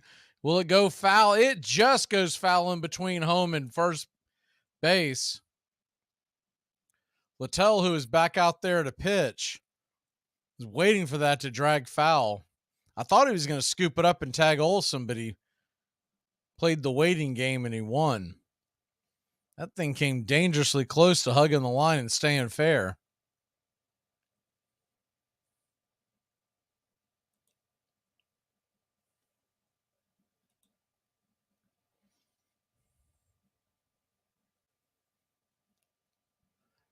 So Olsen will get back into the box. And the 0-1 pitch is outside wide. It's 1-1. Yankees lead the A's 10-5. Phillies have stretched their lead out to 8-4. Thinking that might have been a 3-run shot by Bryce Harper. He was up to bat with 2 on. The 1-1 swing and a miss, strike 2. It's 1-2.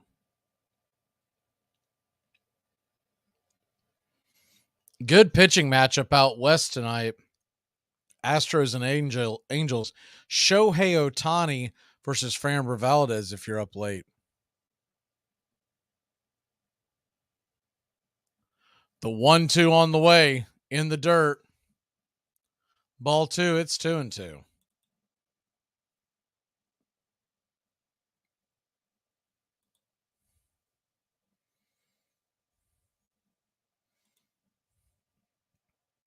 A 2-2 pitch. High and outside, ball 3, 3-2.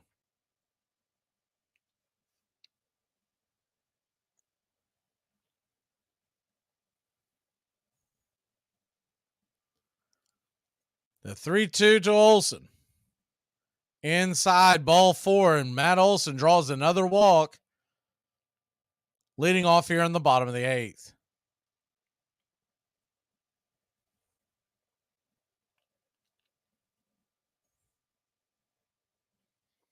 Boston Celtics have thrown in the towel. They're down 15 to Philly.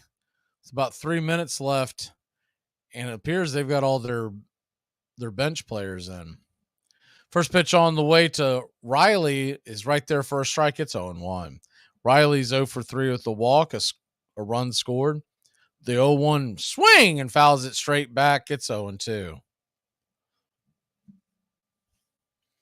Braves are doing all of this without Austin Riley being Austin Riley. Can you imagine if he gets going?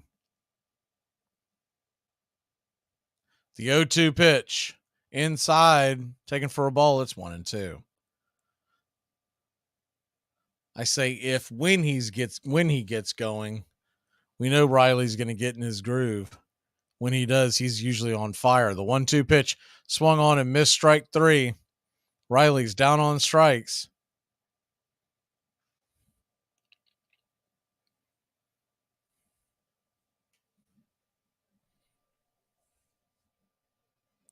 So that'll bring Sean Murphy to the plate.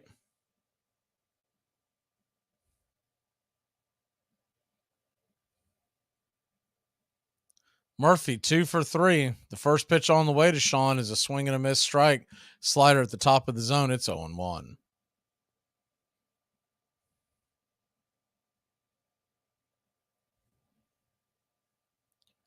The 0-1 on the way to Murphy. Right there at the knees. It's 0-2.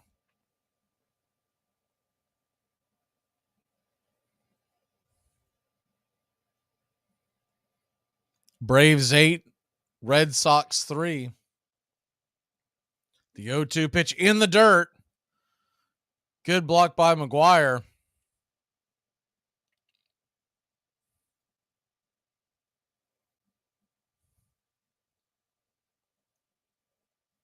Your late games are starting to get going. Washington and San Francisco scoreless in the first.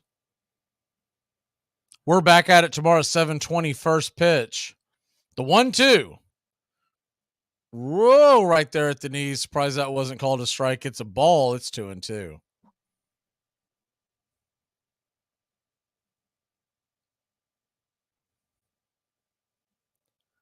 The 2-2 pitch. The windup lets it go, swung on, and that ball is ripped into the gap. It's going to get down.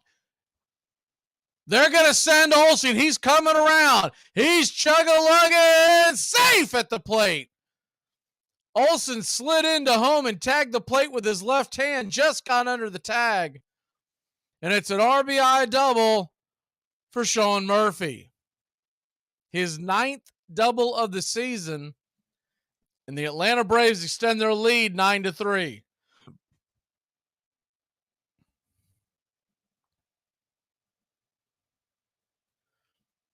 I was a little surprised that they sent him.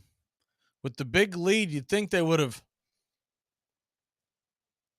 let him go. Doesn't look like they're going to challenge it. First pitch swung on by Rosario is hit right to the center fielder for an out. There's 2 away.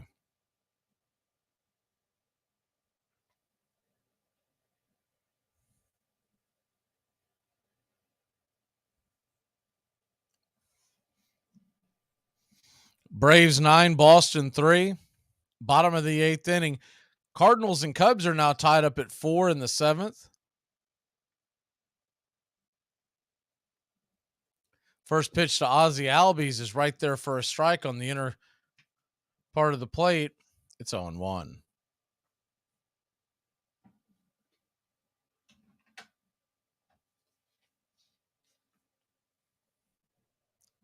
The 0-1 pitch. Swing and fouls it straight back. It's 0-2.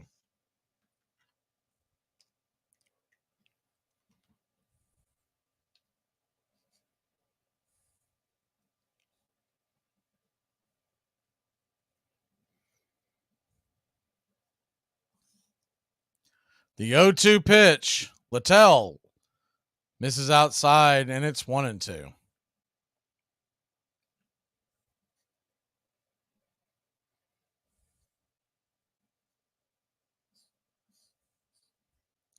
The 1-2 pitch on the way. Winds up and swing, and that ball's hit hard on the ground, but right at the first baseman. Casas steps on the bag, and that'll end the inning. So the Braves put one on the board. We'll go to the top of the 9th with the 6-run lead. Bro, Blake, play for the love of the game, man. What's wrong with you, bro? Money should not be a thing. Bro, I'm risking my life. It's not worth it. It's not. You are so going to end up in porno.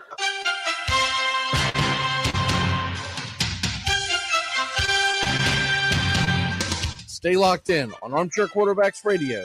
Always just moments away from the big play. There's Cunningham. Dodges left and puts it way downfield for Fred Barnett, who has the catch. And the race is on. There are no flags. A 95-yard touchdown. The ball just over the goal line of the Cowboys. Dorsett, single setback. Big opening for Tony Dorsett. Look out, he's got great speed. 99 yards and a half. Dorsett down the sideline. Stays in bounds. Can you believe that? 99.5-yard run, I think, is the longest run in the history of the league. Here's Cunningham back to throw it and going deep, and he's got Moss, and there's a flag on the play, and Moss is caught the pass, and it's going to be on something away. Touchdown. Just throw it as far as you can. Randy Moss is amazing. Randall Cunningham is amazing. Hi, this is Britney Spears. What up, this Jay-Z. This is Jennifer Lopez. Armchair. In 1878, more than 8 million bats were sold in the United States, and players often rode to the ball field in painted carriages, singing team songs. Everybody had a team. At Orting, Washington, the Fats took on the Lean. Whalers, frozen in at Herschel Island above the Arctic Circle, played too, naming their teams the Hoodlums, Walruses, and Blubbers.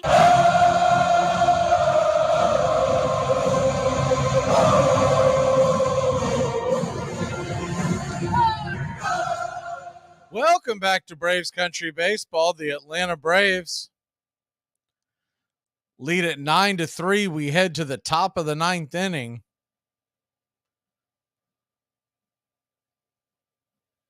Danny Young's going to come in with a 6-run lead. Braves hoping he can close the door here, not have to use any more of the bullpen up. Danny Young, a 2.45 ERA, 3 2/3 innings pitched.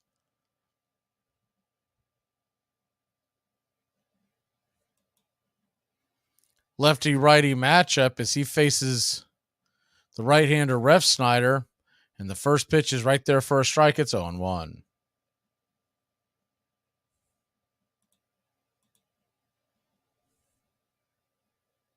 The 0-1 pitch right there at the knees. Sinker called first strike on the outer edge. It's 0-2.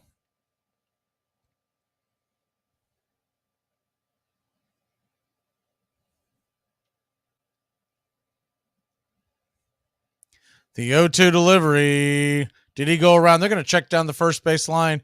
First base umpire Clint Vordak says he did not go around. It's 1-2. Atlanta Braves are signing Chad Pender, the utility man, is the 1-2 pitch, swing and a miss, strike 3. Braves are signing Chad Pinder to a minor league contract. Previously spent the season with the A's. And most recently spent 7 seasons with the A's. Most recently was released by the Nationals. He's hit 12 home runs, 30 extra base hits in 361 at bats last year in Oakland. First pitch on the way from Young to McGuire, lefty-lefty matchup. Right there for a strike, it's 0-1. The 0-1 from Young, right there for a strike. Sinker, it's 0-2.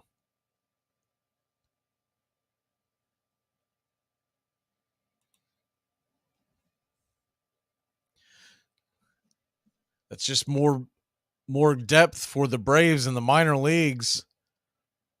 In case they need them via injury or whatnot, can play multiple positions. The 0-2, swing and a miss, strike 3. There's 2 away. Red Sox down to their last out. Pinder has played first base, second base, third, right field, and left field. He's even thrown off the mound once.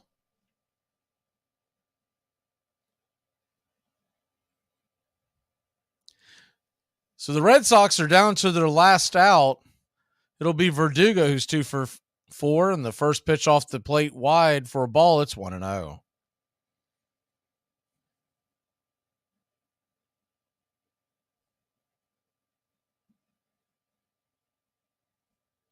The 1-0 delivery, high. It was right there in the zone. He called that a ball. It's 2-0. Gwinnett Stripers lose to the Nashville Sounds tonight, 11-3 in AAA. The 2-0 pitch, swing and a miss. 88-mile-an-hour sinker right below his hands. It's 2-1.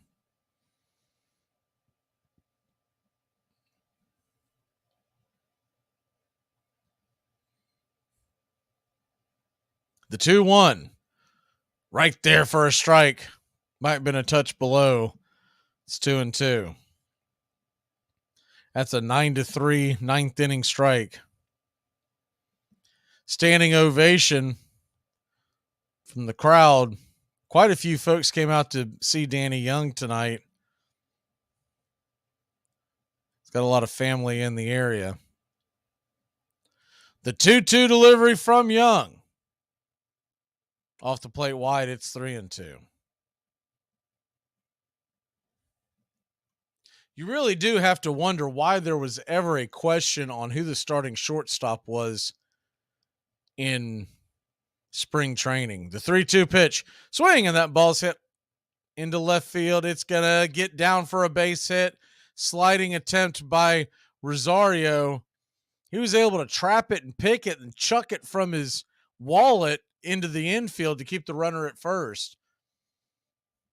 Fairly impressive play that did not result in an out.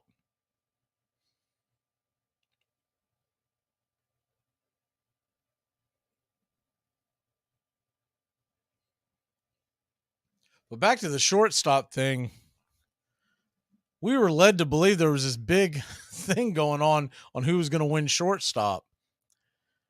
First pitch from Young to Yoshida is swung on, grounded over to second. Ozzy's got it. He'll flip it over to first. And a 4-3 put out. And your Atlanta Braves, hold on, 9-3. Braves win. Braves win. Your Atlanta Braves win. 25th win of the season. And the Atlanta Braves, depending on what happens out west tonight, they've got an 8-game lead on the New York Mets. And if the Marlins were to lose to Arizona, and they've got a tough matchup, but Luzardo is on the mound, Arizona would knock them down to 8.5.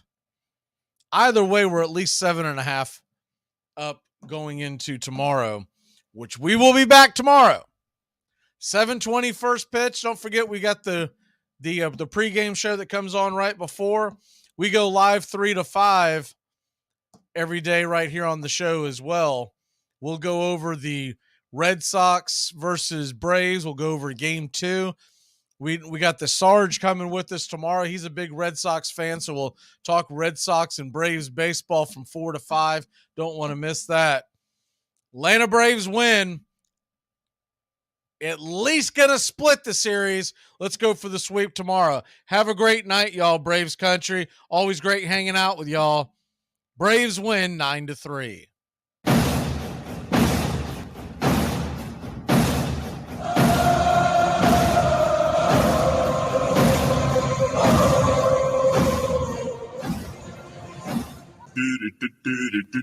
Goodbye, sweetheart. Well, it's time to go. We're back tomorrow with another show. Well, unless we're fired, we'll talk to you then. Goodbye, sweetheart. Goodbye. Goodbye. Guys and gals, it's time to go. We'll see you on the next show. Same bat time, same bat channel. Thanks for listening to Braves Country Baseball. With Mac Magee, we're proud to bring you year number 3.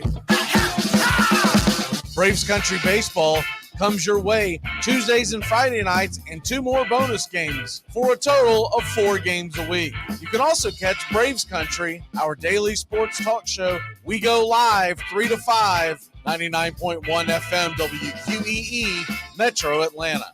Other CBS, ESPN, and independent affiliates nationwide, and simulcast on youtube.com/@BravesCountry. Find Braves Country HD today wherever you stream. Your first choice for Southern sports and the deepest bench in sports talk. Something of the 5th of September. Something of the 5th of September. She said a lot that I can't remember. Something of the 5th.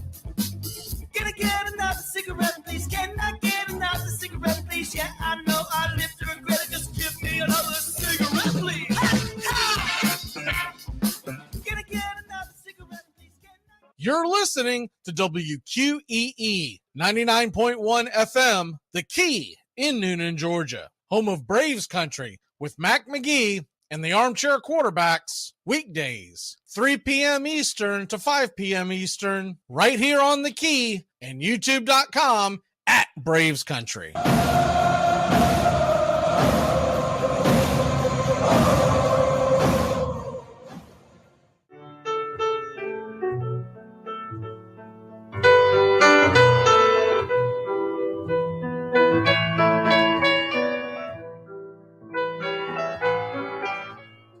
Lineup for yesterday by Ogden Ash. A is for Alex, the great Alexander. More goose eggs he pitched than a popular gander. B is for Bresnahan, back of the plate. The Cubs were his love and McGraw his hate. C is for Cobb, who grew spikes, not corn, and made all the basemen wish they weren't born.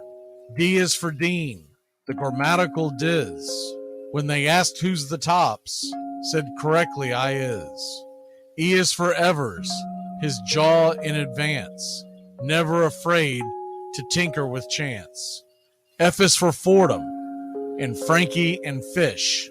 I wish he were back with the Giants, I wish. G is for Gehrig, the pride of the stadium, his record pure gold, his courage pure radium.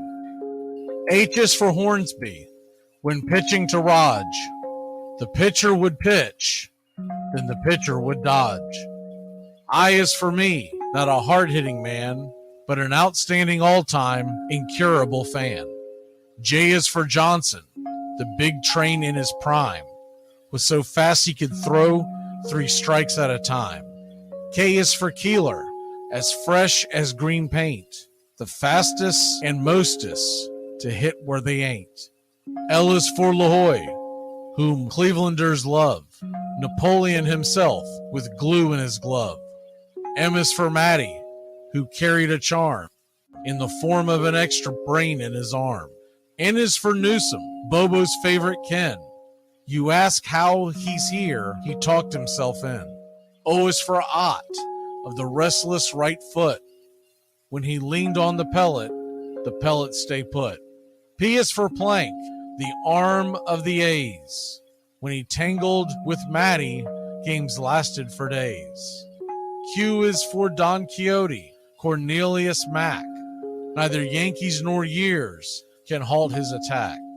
R is for Ruth, to tell you the truth. There's no more to be said, just R is for Ruth. S is for Speaker, swift center field tender. When the ball saw him coming, it yelled, I surrender. T is for Terry, the giant from Memphis, whose 400 average you can't overemphasize. U would be Ubel if Carl wore a Cockney, but we say Hubble in baseball like football in Rockney. V is for Vance, the Dodgers' very own Dazzy. None of his rivals could throw as fast as he. W, Wagner, the bow-legged beauty, short, close to all traffic with Honus on duty. X is the first of two X's in Fox, who was right behind Ruth with his powerful socks. Y is for Young, the magnificent sigh. People battled against him, but I never knew why. Z is for Zenith, the summit of fame. These men are up there. These men are the game.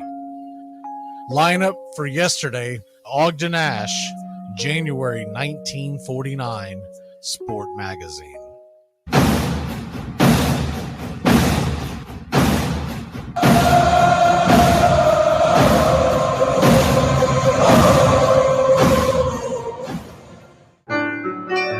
Hey Braves fans, I'm Mac Magee with Braves Country.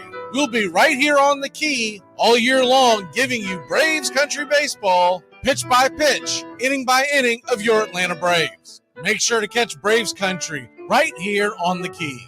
We go live 3 to 5, and we'll keep you up to date on the upcoming schedule for Braves Country. That's Braves Country HD and Braves Country baseball right here on the key.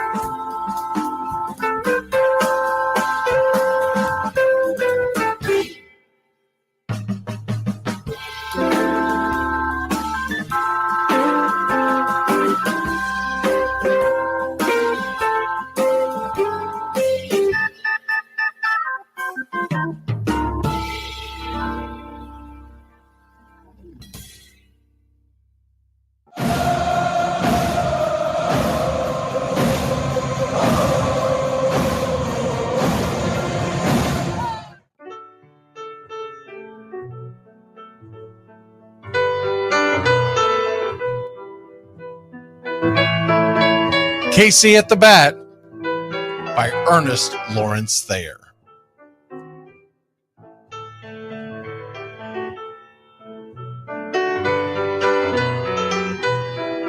The outlook wasn't brilliant for the Mudville Nine that day. The score stood 4-2, but with 1 inning more to play. And when Cooney died at first and Barrows did the same, a pall-like silence fell upon the patrons of the game. A straggling few got up to go in deep despair.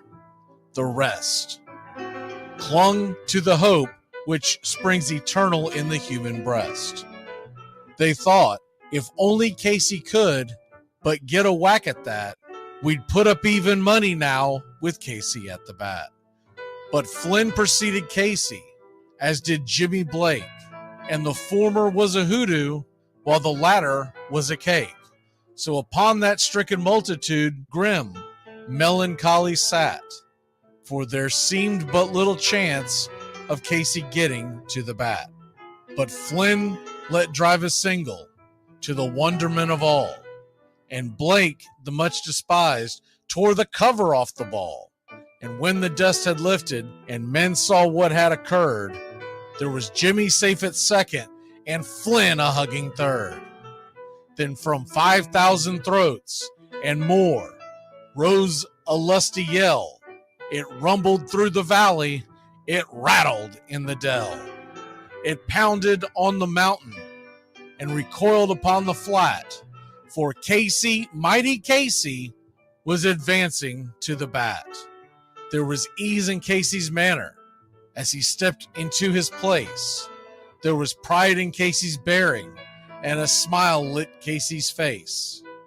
And when responding to the cheers, he lightly doffed his hat. No stranger in the crowd could doubt 'twas Casey at the bat. 10,000 eyes were on him as he rubbed his hands with dirt. 5,000 tongues applauded when he wiped them on his shirt. Then while the writhing pitcher ground the ball into his hip, defiance flashed in Casey's eye, a sneer curled Casey's lip. And now the leather-covered sphere came hurtling through the air, and Casey stood a-watching it in a haughty grandeur there. Closed by the sturdy batsman, the ball unheeded sped. That ain't my style, said Casey. Strike one, the umpire said. From the benches black with people, there went up a muffled roar, like the beating of a storm waves on a stern and distant shore. Kill him! Kill the umpire! Shouted someone on the stand, and it's likely they'd have killed him had not Casey raised his hand. With a smile of Christian charity, great Casey's visage shone. He stilled the rising tumult. He bade the game go on. He signaled to the pitcher, and once more the dun sphere flew.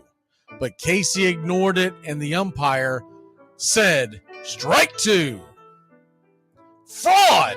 cried the maddened thousands, and echoed answered, "Fraud!" But one scornful look from Casey, and the audience was awed.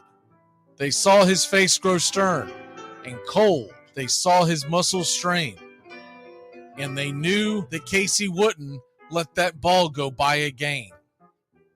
The sneer is from Casey's lip.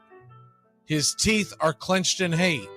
He pounds with cruel violence his bat upon the plate. And now the pitcher holds the ball, and now he lets it go. And now the air is shattered by the force of Casey's blow. Oh, somewhere in the favored land, the sun is shining bright. The band is playing somewhere, and somewhere hearts are light. And somewhere men are laughing, and somewhere children shout. But there is no joy in Mudville. Mighty Casey has struck out.